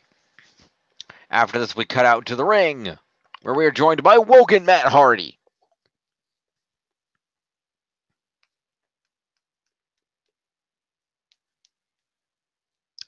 And to your point last week, I don't think his theme music is that bad. I think his theme music in general is actually pretty damn good. I just don't think it really fits that gimmick. Or more accurately, I think his original one, the one in TNA, was better. Because it was Moonlight Sonata, and I'm like, yeah, that totally fits. Man, do you agree that WWE needs to stop being lazy, get off their asses, and actually make him a goddamn Titantron? Yeah, well. Because how is he going to have the Hardy Boys shit and come out as Woken Matt? That makes no goddamn sense. Well, he didn't have the Hardy Boys shit on Raw.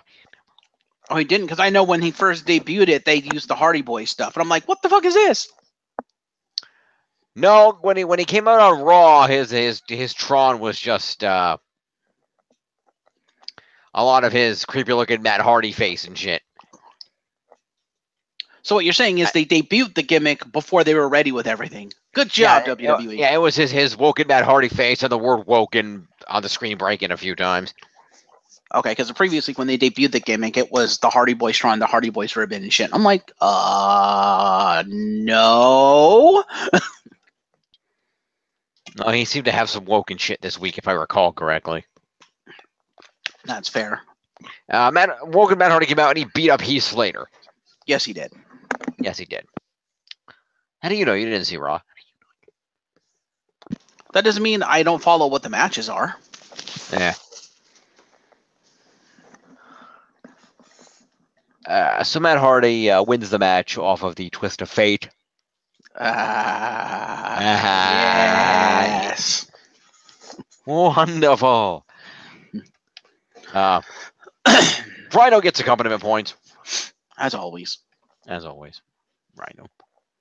Rhino, this is all your fault. Mm-hmm.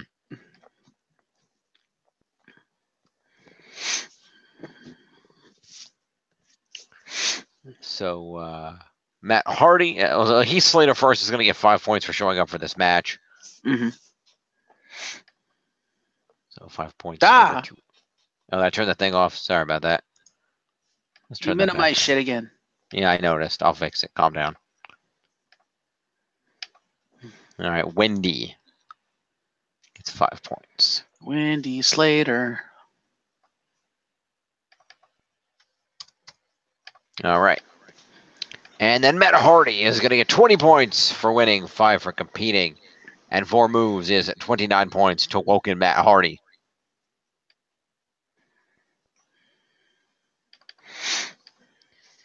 Four and 9, 73.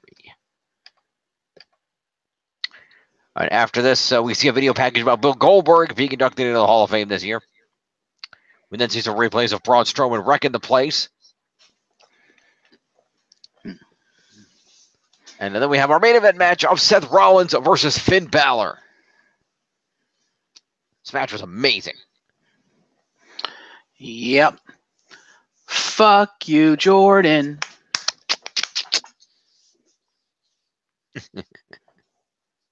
Yes. No. No.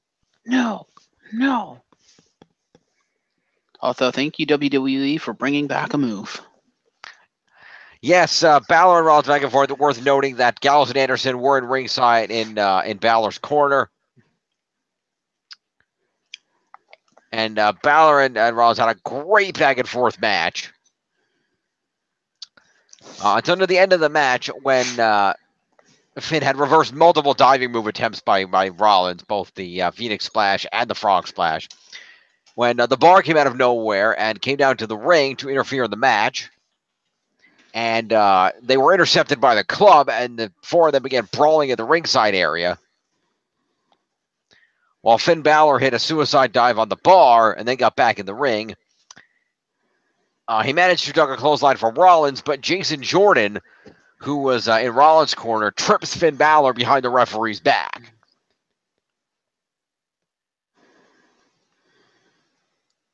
And as Balor is attempting to get up, Seth Rollins, out of nowhere, hits him with a curb stomp.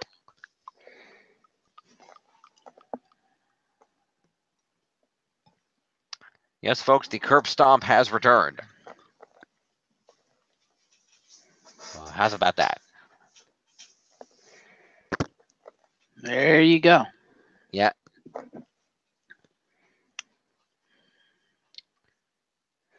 So let's see here. That's going to be accompaniment interference to Jason Jordan. 11 points to Jason Jordan. 180.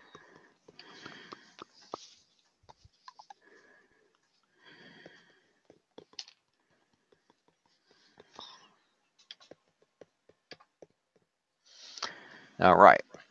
Now let's see here. So that's accompaniment to the Good Brothers. Does them brawling with the Bar constitute a distraction? I guess it does. An interference, rather.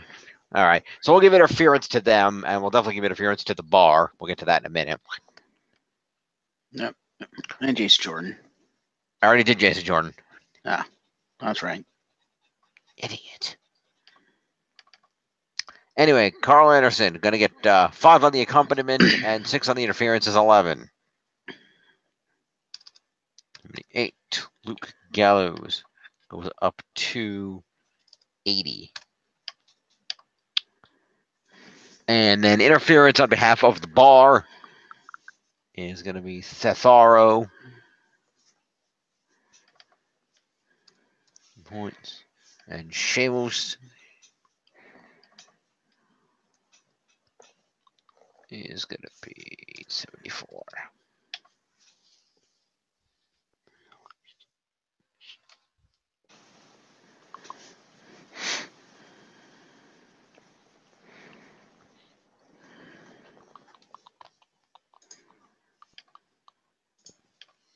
And Finn Balor is going to get himself 5 points for competing in this match. 4 points for competing in the main event is 9.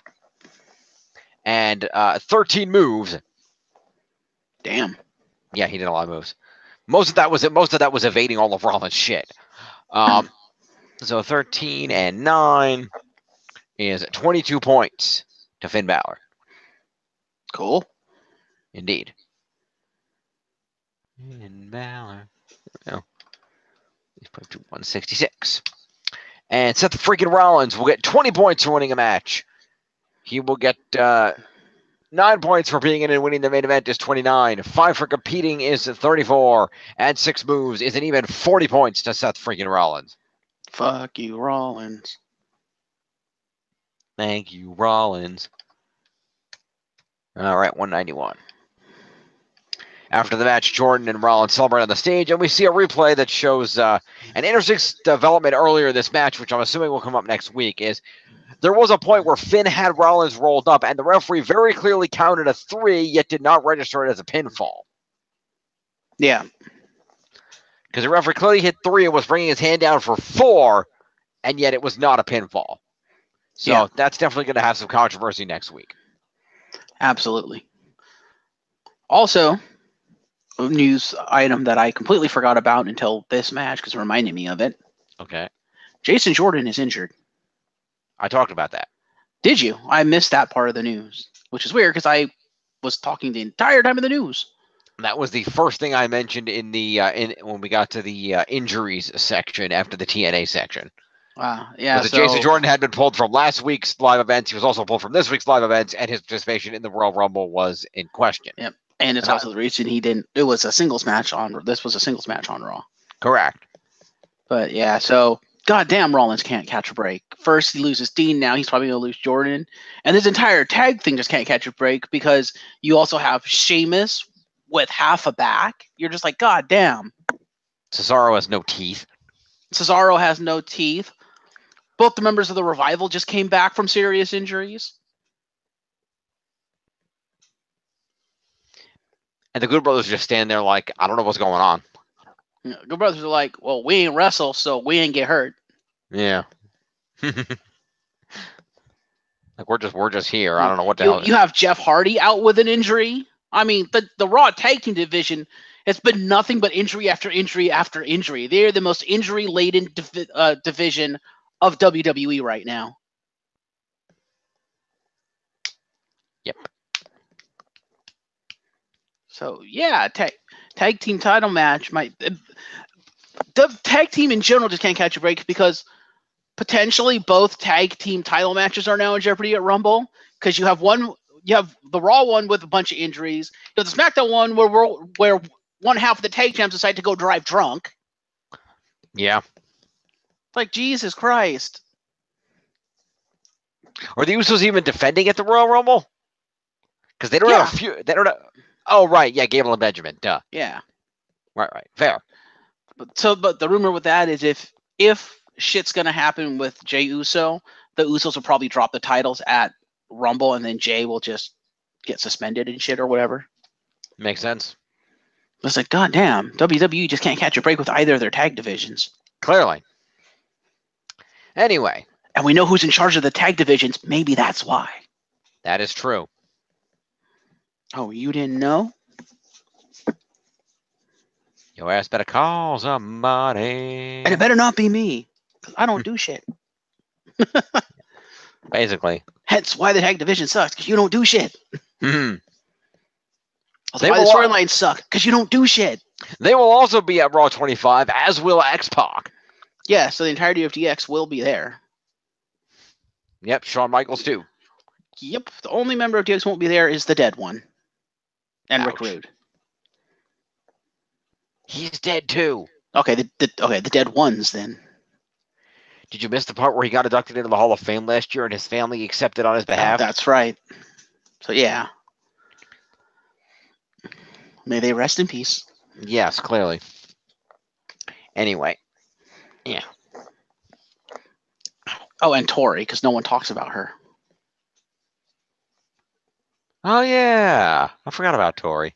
Everyone forgets about Tori. Yeah, pretty much. Anyway. And Kane, because he's busy trying to go get a title he's never going to get. Yeah. Yeah. Suck it. There was a hilarious thing I read online in regards to that, though. What? And somebody started doing a hilarious chain of events in a comment. Because that news came out that, Kevin Nash, because of his knee problem, can't come to Raw 25. Mm-hmm.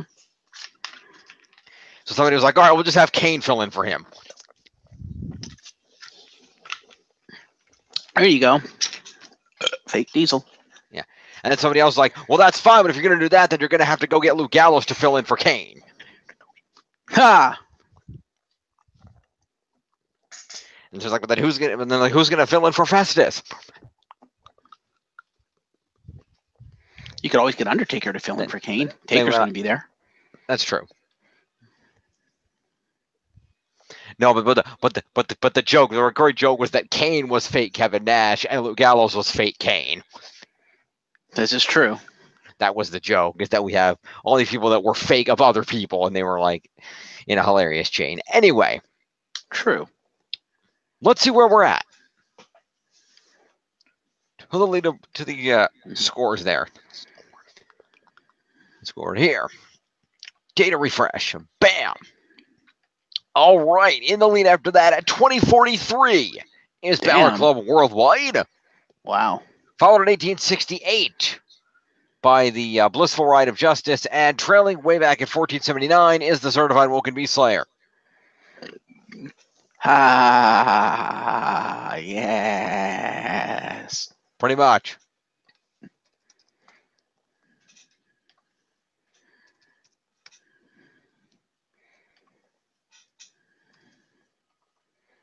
See, Matt, that's how you do it. Don't go overboard with the laugh, because it gets annoying when you do it too long.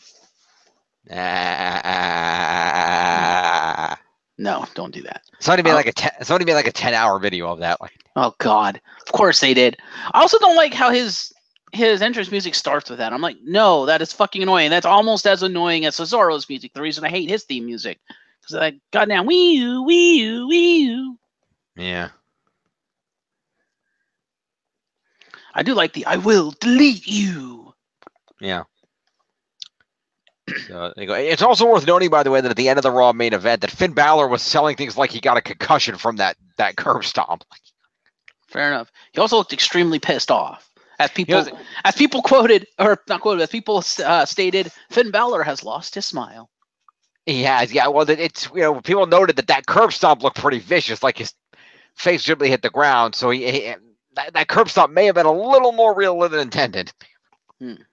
So Balor may have legitimately, because he had trouble getting up, and they got to sank back down to his knees. So I don't know what's going on there.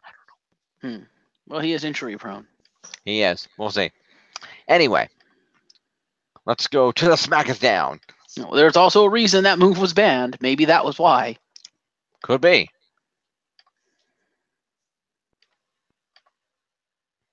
Well, maybe Finn should learn how to take it.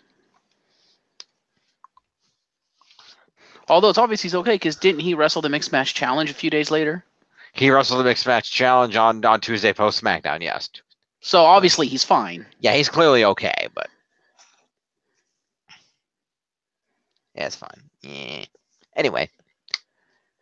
All right, so SmackDown came this week from the Laredo Energy Arena in Laredo, Texas. Laredo. We open up immediately with the New Day. New Day? Oh, Laredo! Don't you dare be sour. Clap for your 4-time tag champs and feel the power. It's a new day. Yes, it is. So, the New Day came out to the ring and talked and says that tonight is all about the U.S. title tournament, being that the semifinal matches are both happening tonight. The next match is a second round of the tournament, and the belt is at ringside. There's a podium in the ring with a flag on it. And Xavier Woods steps up to the podium and begins giving a political speech about why he should be elected your United States champion. Nah. Talking about how the USA's freedom is at stake when Xavier takes on Jinder, and he will defend the power of positivity and the principle of pancakes. Okay, then. There is a plate of pancakes on the podium while they're doing this. And said pancakes represent something that can bring the world together, and says that Jinder despises everyone in this arena and asks fans if that's the kind of man they want as their U.S. champion. And they're then interrupted by the Singh brothers, who introduce the modern-day Maharaja, Jinder Mahal. Who promptly beats the shit out of Xavier Woods. Basically. After the Big E and Kofi have to chase the Singh brothers to the back. Also, did they plan Jinder and Bobby Roode to have matching ring attire tonight? I don't know. Because from the image I saw, they both had blue ring attire. Mm-hmm. Well, Bobby always has blue ring attire. That's his shtick. They should be a tag team. They have matching ring attire. Yeah, right.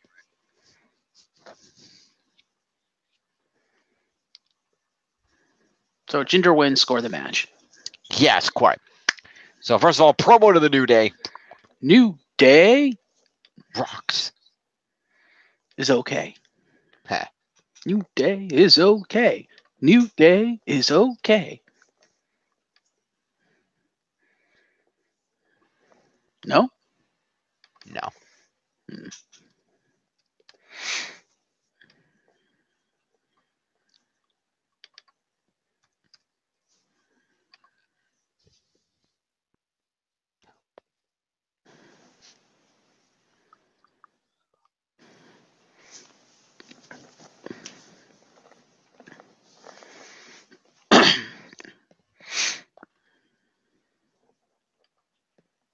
All right.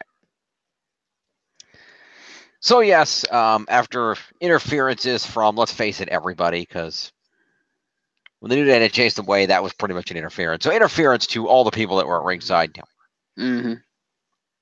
So that's Big E with an interference. That's 35.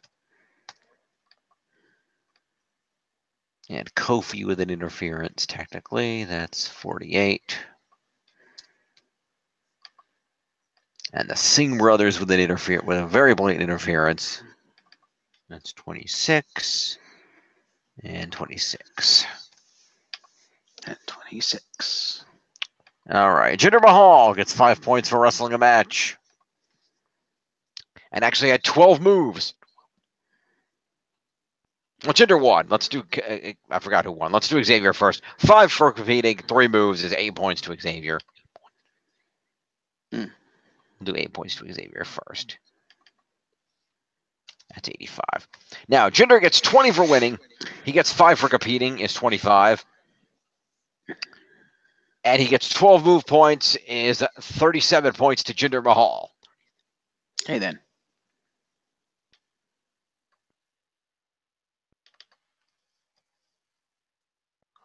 So that's 75 and 7 is 82. All right. After this, we get a Royal Rumble promo. We get a Baron Corbin cutting a Royal Rumble promo video. So promo to Corbin.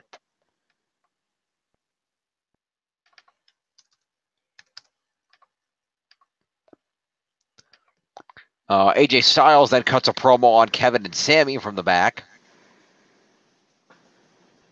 noting that the champ that runs the camp will leave Royal Rumble with the strap no matter what, because they will not turn this into the Kevin and Sammy show, because this is the house that AJ Styles built. Okay, then. Promo to AJ. All right. We then see a very, very short videos from all the different women within, maybe 5 to 10 seconds each from each of the women of SmackDown talking about the Royal Rumble match. I'm not giving them all points for it because fuck that. Okay. It was like 2 seconds. I don't care. Next, we go to the other semifinal match of the U.S. title tournament. It's Bobby Roode versus Mojo Rawley. Rip Mojo Rawley. Yes. Who, as noted by Corey Graves during the match, makes up for in pure strength what he lacks in technique. Fair enough.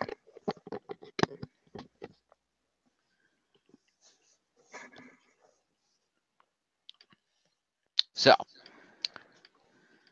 this match ended in a victory for Bobby Roode, so Mojo will get 5 points for being in the match, and 6 moves is 11 points to Mojo.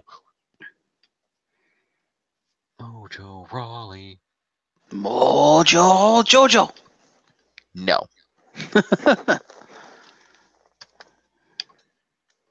You have to admit that'd be an awesome gimmick. No. Oh, you're no fun.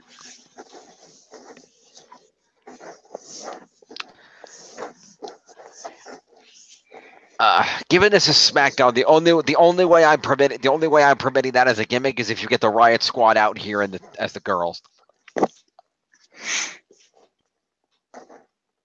You want tattooed Powerpuff Girls? Why not? I could actually see that. Ruby Riot as fuck, I forgot the name. The red one. Blossom. Blossom, yeah.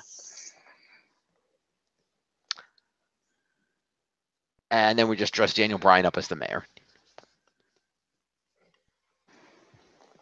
And Shane McMahon is Professor Utonium? Actually, yes. If you colored his gray hair, yes. Well, no, given how old these Powerpuff Girls are, it would make sense for Professor Utonium to be an older man. This is true. Although that would mean you'd have to cast Becky Lynch as Sarah Bellum. She's the only one with the right hair color. Sure, why not? Okay, interesting. We did some writing for you, WWE. Use it. There you go. If you ever faced her in the Riot Squad, there you go. Basically.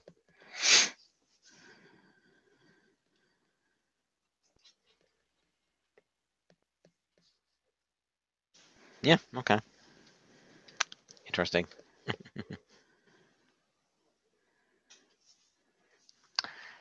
Anyway. So, let's see. I scored Mojo, right? Yeah. So Bobby Roode wins this match in glorious fashion. He's going to get 20 points for that. He's going to get 5 for being in the match, and he's going to get 7 move points. It's going to be 32 points to Bobby Roode for that. Glorious. That puts him at 65 points. He won't give in. He won't give in. All right. Even if he's victorious. Yes. So following this match, Bobby Roode is assaulted by the Singh brothers. Hashtag out of nowhere. Okay, then. So Singh brothers with an assault. That puts them each at 30. Which obviously didn't work because Jinder still lost. It did not. After they drop Roode and they stomp on him, they head backstage to the stage area where Jinder is standing with a mic, and he cuts a brief promo about how he'll be the next champion. As Roode stares out the ring, Roode manages to stand up and grab a mic. It says that, hey, we don't got to wait till next week, which is when the title match was scheduled for. We could do this right now. Jinder counters that, no, we will do this when the modern-day Maharaja decides, when I am ready. I want you to have 1 week to think about how I am going to destroy you. And how much I will embarrass you when I beat you next week. But the Singh brothers begins, who are seen on Jinder's left-hand side of the camera angle, begin looking very, very nervous as Jinder turns around to reveal Daniel Bryan standing next to him, behind him, rather. who announces that he thinks this is a great idea. They'll have the U.S. title match tonight. Yes!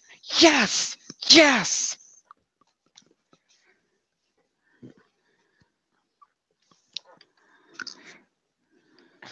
So that's a promo to Jinder and Bobby Roode.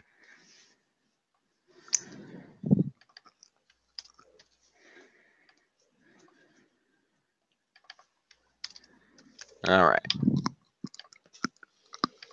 After this, we get a Women's Royal Rumble promo. Then a 25 years of Raw promo. Then a video of Randy Orton talking about winning the Royal Rumble. Promo to Orton. Orton. We then have ourselves a 6-woman tag team match player of Charlotte, Becky, and Naomi versus the Riot Squad. The Riot Squad comes out victorious after Ruby cheap shots Naomi from the apron area when the ref isn't looking, and Liv follows up with another one to take her down. Fair enough. So let's see here. Points to be awarded. So only 3 of the women in this match actually did any moves, as far as I could gather, because it didn't specify what Liv Morgan actually won the match with. Fair. So we will do, let's see, the heels ones. We'll do the faces first. So Charlotte gets 5 points, and 2 moves is 7 points. Charlotte.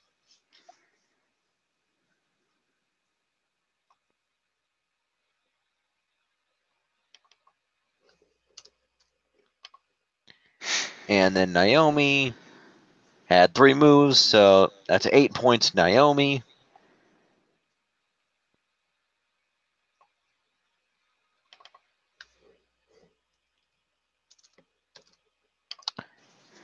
And then Becky really didn't do much, so Becky's just going to get 5 points. Ooh.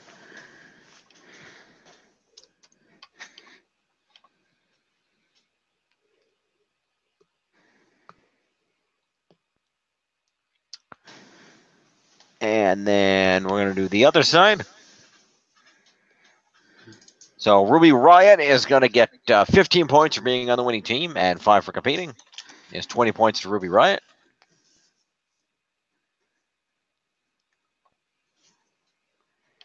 That's right, 84.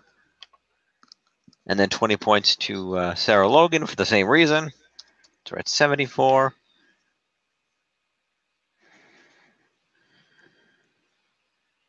And then Liv Morgan won the match, so she's going to get 20 points. 5 for competing is 25. And 2 moves is 27 points to Liv Morgan.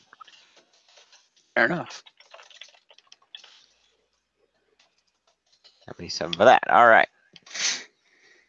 After that, the Usos do an interview in the back questioning why Gable and Benjamin are even a team anyway. They're chumps. They're about to talk about being the Uso penitentiary when they get jumped by the aforementioned Gable and Benjamin, who say the Usos will soon be former champions. So that's a promo to the Usos.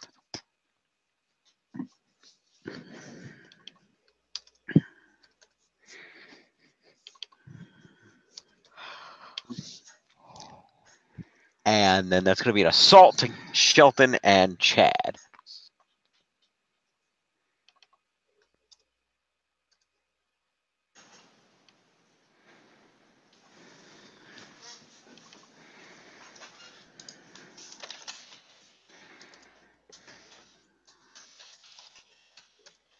All right. After this, we get a mixed match challenge promotion. Some promotion for the Rumble.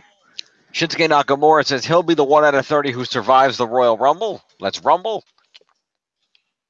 Let's rumble. Right. Let's rumble, man. So that's 82. All right. Shane McMahon comes out to ring and high fives everybody at ringside.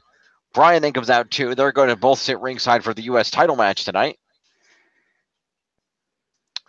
We see some footage from the Fashion Files on WWE.com where Rusev Day challenged the Ascension to a match next week, so that'll be happening.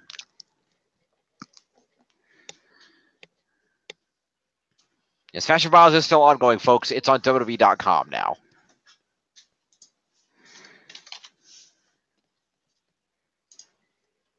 Fair enough.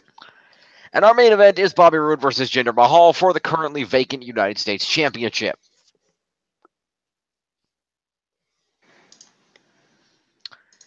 And your winner after a good back-and-forth match is the glorious one, Bobby Roode. Glorious. I won't give in till I'm victorious. All right. So, we will begin with Jinder Mahal. It's worth noting the Singh brothers got banned from ringside. Okay. So, Jinder Mahal is going to get 5 points for competing here. He's going to get 4 for being in the main event. It's 9. And 7 move points is 16 points to Jinder. Fair enough. Yeah, let's see. Then is 97 and 6 is 103. And your big winner for the night and the week, folks, is Bobby Roode, who is going to get himself 20 points for winning this match. He's going to get himself 40 points for winning a mid-card championship belt. Yep, but that's 40. That'd be 60. He's going to get 9 for being in and winning the main event is 69. 5 for competing is 74. And 5 moves is 79 points to Bobby Roode. Okay, then.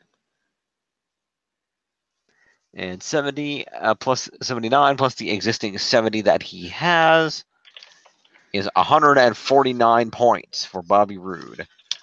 Bam, top 10. Yeah, that was coming.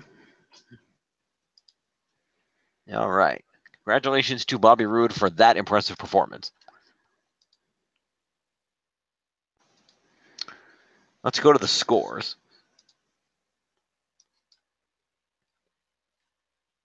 Data. Refresh all. All right, so taking the lead is the Blissful Ride of Justice at 21:58 off that title win. God damn it! Not even 100 points ahead of the Banner Club Worldwide, which is at 2083. And trailing in last is at 15-14 is still the Certified Woken Beast Slayer. And the only reason she went ahead is because there was only 4 matches on SmackDown. It's true. And so I got completely screwed out of pretty much any points on the show. Because like AJ did nothing except talk. There was no Kevin and Sammy. There was no tag division. Like literally the entire show was her. That's why she got points. Mm-hmm.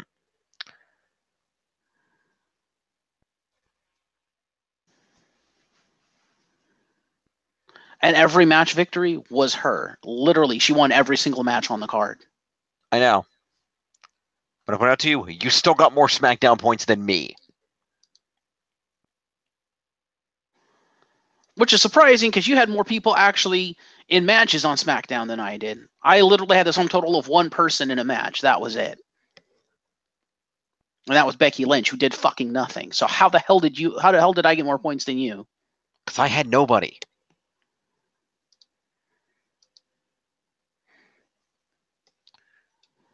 Don't you have Raleigh? No, I don't have Mojo. Okay, well, you had Naomi and Charlotte. Oh, well, I had Charlotte, too. That's right. I forgot about Charlotte. Yes, you have Becky. You have Charlotte. You had Naomi. Okay, fair enough. So I had 2 people in a match. I don't have Naomi. She has Naomi and Mojo. Oh, well, that sucked. Yeah, I got absolutely nothing for SmackDown, except the only thing I got for SmackDown at all is, Don't you have the New Day? Yeah, that was the only thing I got is the New Day. So you had 1 person in a match. You had 2 people in matches. You had the New Day, you had Naomi. I don't have Naomi. I just said that. So you have the New Day. So you had, but you still have 3 people. One in a match. Yeah, I got Xavier's competing and the other 2 being at ringside with interference. That was all my points was the New Day. That's all I had on SmackDown. Huh. This was a shit SmackDown. Mm-hmm. I would have had the Fashion Files because I have Rusev Day and Breezango, but unfortunately they were on WWE.com. So, yeah. Maybe this is why they decided to do Rude v. Mahal on SmackDown, because they literally didn't have a card. Seems like it. What the fuck happened to their card that week? How? That just boggles my mind. 4 matches, that's it. No tag. Where did your tag division go? You literally did nothing with the tag division going into probably one of the hottest rivalries going right now, going into Royal Rumble, and you just do nothing and let it stagnate? The Usos got jumped by Gable and Benjamin in a promo. So they could still do something with it. They're not the only 2 tag teams. They could have been like, they could have had like Brian come out and be like, hey, Benjamin and Gable, you jumped the Usos. Now I'm going to punish you. You're going to face this tag team tonight. Maybe, but there just wasn't time. I mean, they had to get all these tournament matches out of the way, so there just wasn't time. These tournaments had to have a decent amount of time to be legit. So remember, SmackDown is only a 2-hour show. They don't have Raw's time. True. That's weird. It is weird, but you know what? That happens sometimes. Weirdness goes with the territory. All right, whatever. Yes, that does leave the 205 live. It does. Which is where my salvation will lie. We'll see. Unless all my guys get fucking screwed there, too. Let's find out. All right. So, this week on the 205 Live, also in Laredo, obvious. Mm-hmm. And we also find out that tonight, Cedric Alexander is going to appear on Goldust's Golden Opportunity, which is Goldust's new talk show. Okay. So that'll be happening later in the night. It's a 205 Live exclusive talk show? I guess. I don't know. Okay, then. So, our opening matchup is Grand Metalik versus TJP. Ooh, TJP points. Indeed. Grand Metalik won that match with a roll-up counter out of a double underhook setup after TJ had escaped the Metalik driver. Metaliku driver. Metaliku driver. So Grand Metalik with a victory there. That's effectively what it is. It's modified Michinoku driver. Yeah. So TJP will get 5 for competing, and he will get 3 for managing to reverse a Metalik driver.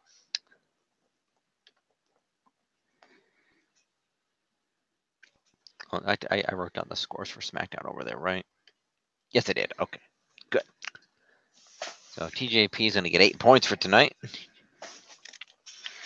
Mm-hmm. It's 47. We see Kalisto was watching this match from a monitor backstage. I'll give 3 for Kalisto appearing on screen. Okay.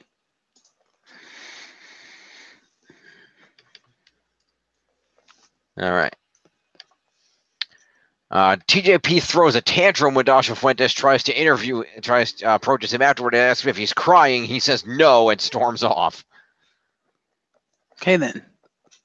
So apparently TJP is now running the Christian gimmick. Or the Aiden English gimmick. Or that.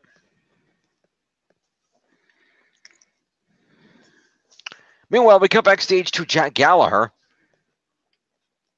who is standing in front of a steel door and a power box. And he talks about how he's been tortured by what Hideo Itami did to the Brian Kendrick. And that with his partner out, Gallagher is now the man with a plan. And it's simple. Hideo won't know when or even what Jack is going to attack with, but he'll make Itami regret ever coming to 205 Live.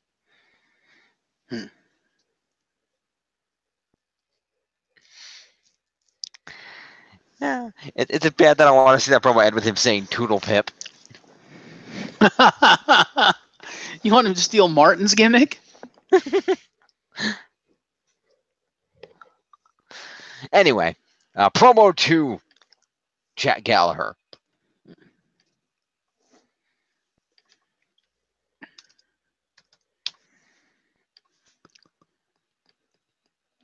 Next up, it's time for the Golden Opportunity with Goldust. Cedric Alexander comes out, and Goldust puts him over as a star on the rise, saying that at the Royal Rumble, it'll be time to roll film on a new Cruiserweight champ when Alexander defeats Enzo Amore. Okay, then. That brings out the Zoe train. Tony Nese has apparently been welcomed back into the group at this point. As well as Daivari De Niro and, of course, Cowboy Drew Gulak. Now, speaking of Cowboy Drew Gulak, did you see the Twitter exchange? I did not. It was hilarious because apparently Kevin Owens saw Drew Gulak in the airport but didn't recognize him because he was far off and he was wearing his full cowboy attire. Uh-huh. And so he thought it was some rich oil tycoon, only to get up close and realize it's Drew Gulak. So he tweeted about that, and then Arya Daivari responded with a tweet with a picture from the front of Drew Gulak. They were sitting at a table. I guess they were eating dinner and stuff. So he could get a full shot of his full-on oil tycoon cowboy attire and stuff. And Daivari's like, "Tell me about it. This is what I had to look at all fucking night when I was eating dinner." So yeah, I thought that was kind of funny. That is. All right. So apparently, yes, Drew Gulak decided to go, as they put it, full Texan for this episode. Mm-hmm. So what happens during this segment? Well, the Zoe train comes out to interrupt, and Zoe says says that Goldust is crazy if he thinks he's Scorsese. That's a good line. Says that they deserve Oscars for their Friends act. Notes that he's a bigger star than either of them, and he'll prove it at the Royal Rumble when I put my $2,500 sneaker in your face and keep my title. No, you are not a bigger star than Goldust. Not even close. Apparently Goldust begins. I don't know any more detail than this, except that Goldust starts channeling Goodfellas. Okay. I don't have detail on this. I don't know. But Amore tells him to shut up. He's about to head down to the ring to make him when he has a better idea. To get the star, you need to go through auditions. So he has to beat the train to get a shot at Zoe. Goldust tells him to bring it on. Okay, then. Yes.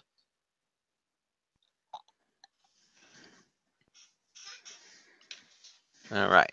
And in your 205 Live main event, Goldust proceeds to defeat the Zoe train in a 3-on-1 handicap match. Enzo wrestles too? No, Nese, Daivari, Gulak. Okay, Goldust just destroys all three of them. Goldust beat all three of them. And Cedric did nothing. Cedric took out Enzo. Wow, that's impressive. But are they trying to put over the fact that Goldust, because he's not a cruiserweight, has a distinct advantage in the cruiserweight division? That's possible. A part of this, what happened is, basically what happened here is that he nailed Gulak with a final cut. Then Nese tried to attack Goldust, and Goldust ducked out of the way, and Nese inadvertently took Daivari out by mistake. Okay, then. And Cedric managed to take Enzo out while he was yelling at the troops. And then, so basically, I guess Nese ran at Goldust, missed, crashed and burned into Daivari, and taking himself and Daivari out of the match, and then Gulak ate a final cut. Ouch. As I understand this. Hang on. Let me look. There's a video here. Let's take a look at this.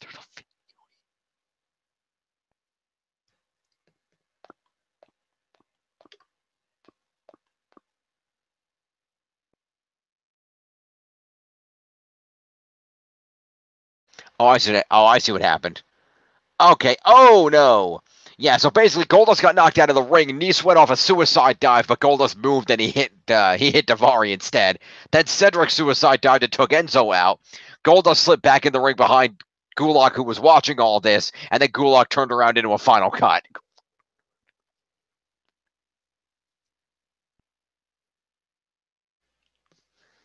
So that's how that went down. Okay, I do have to say, Dustin with hair looks a lot like Cody. Because he actually has hair now. When I saw the hair close up, I'm like, holy crap, he looks like Cody. That's like Cody's hairstyle. I'm like, shit. Okay, well, you really are brothers. Yep. So yeah, less that Goldust has an advantage in the Cruiserweight division, and more that the Zo Train are idiots who defeated themselves. Fair enough. That and Goldust being the veteran. That too.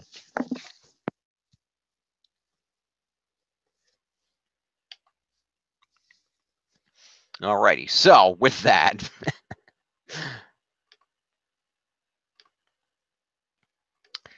So let's go. Also, he sounds a lot like his father.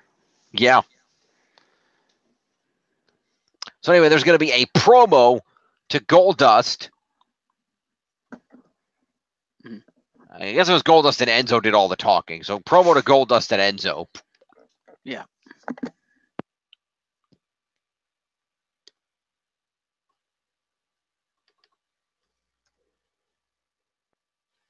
So that's going to be 5. That is 98 for Enzo and Goldust. And then, let's see. Goldust is going to get 5. What the hell is he? What am I doing? There we go. Goldust. 94. All right. And then for the actual match, let's see here. So we definitely have Enzo and Cedric with an interference. That's just kind of a given.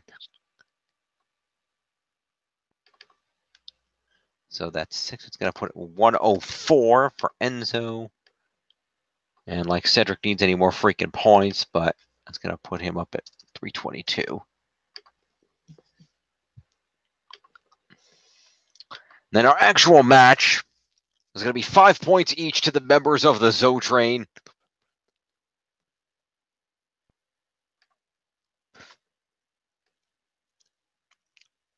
So that would be Drew Gulak. Technically, this is a specialty match because handicap. So let's see here. Base here is going to run at 5 for competing, 3 for specialty, 4 for main event. So 12 points at base. That's 95 for Gulak. Davari. 68. And Tony Nese.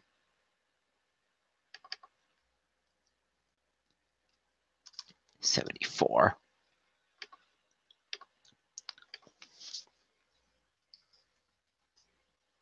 Just a quick check here.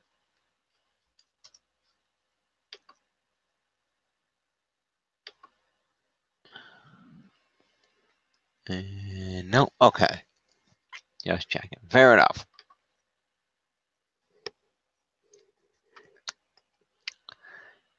And then with that, Goldust is going to get 20 points for winning this match. He's going to get 10 for winning a specialty match is 30. 9 for being in and winning the main event is 39. 5 for competing is 44.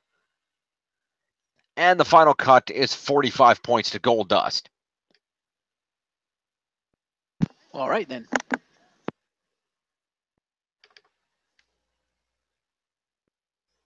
Which is 99, 09, 99, 39. Is it 139 for gold? And the top 10 for Goldust. How about that?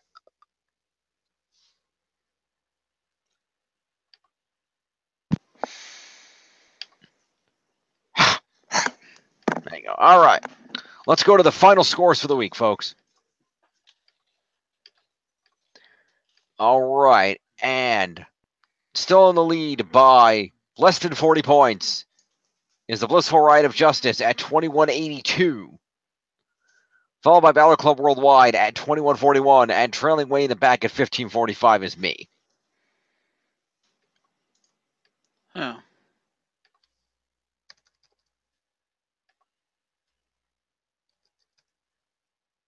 Fair enough.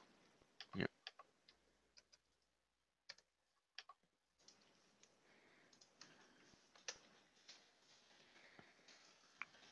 All right. So there you have it, folks.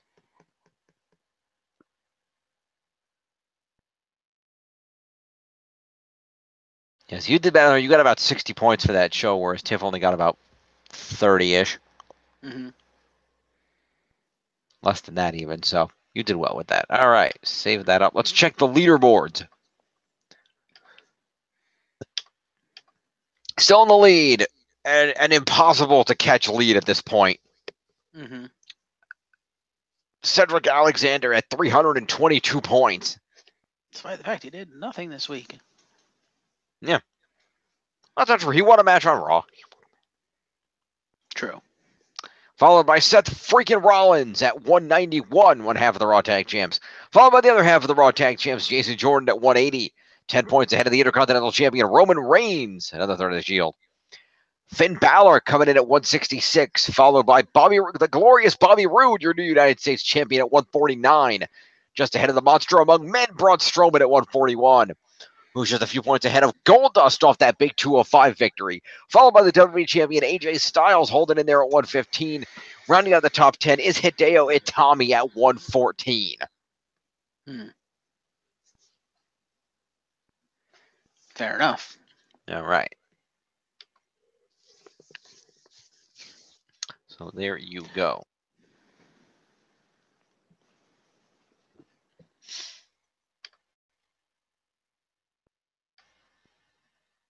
This is shaping up to be one hell of a slobber knocker of a season for us. Well, between the two of you, yeah, I don't have a chance in hell. Not unless your people all of a sudden come out of nowhere and start doing stuff. And start winning titles, yeah. Because we haven't even hit the halfway mark yet, because we haven't hit the Rumble. It's true. The Rumble's not the halfway mark. What are you talking about? 2/3 mark. Not even close. No, actually, the Rumble's the first pay-per-view, so it'd be the first third mark. Because it's Rumble, Chamber, Mania. Mania. So you have time. You never know what can happen. I know. We'll see. And it's also still plenty of time for Jericho to return.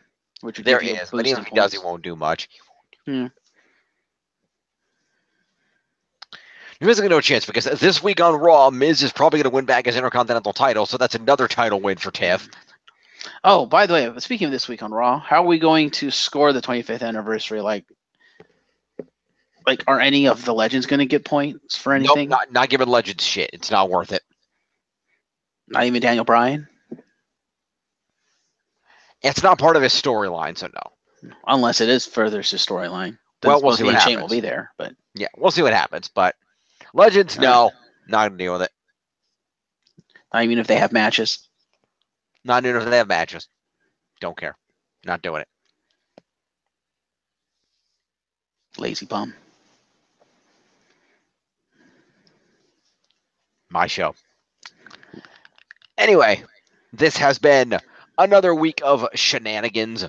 We thank all you fine people at home for joining us. As always, for Tiff, he is Jeff. I am James Phoenix. He is Jericho. Drink it in, man. And we will see you next time here for all the craziness for next week's 25th anniversary of Monday Night Raw. Indeed. For now.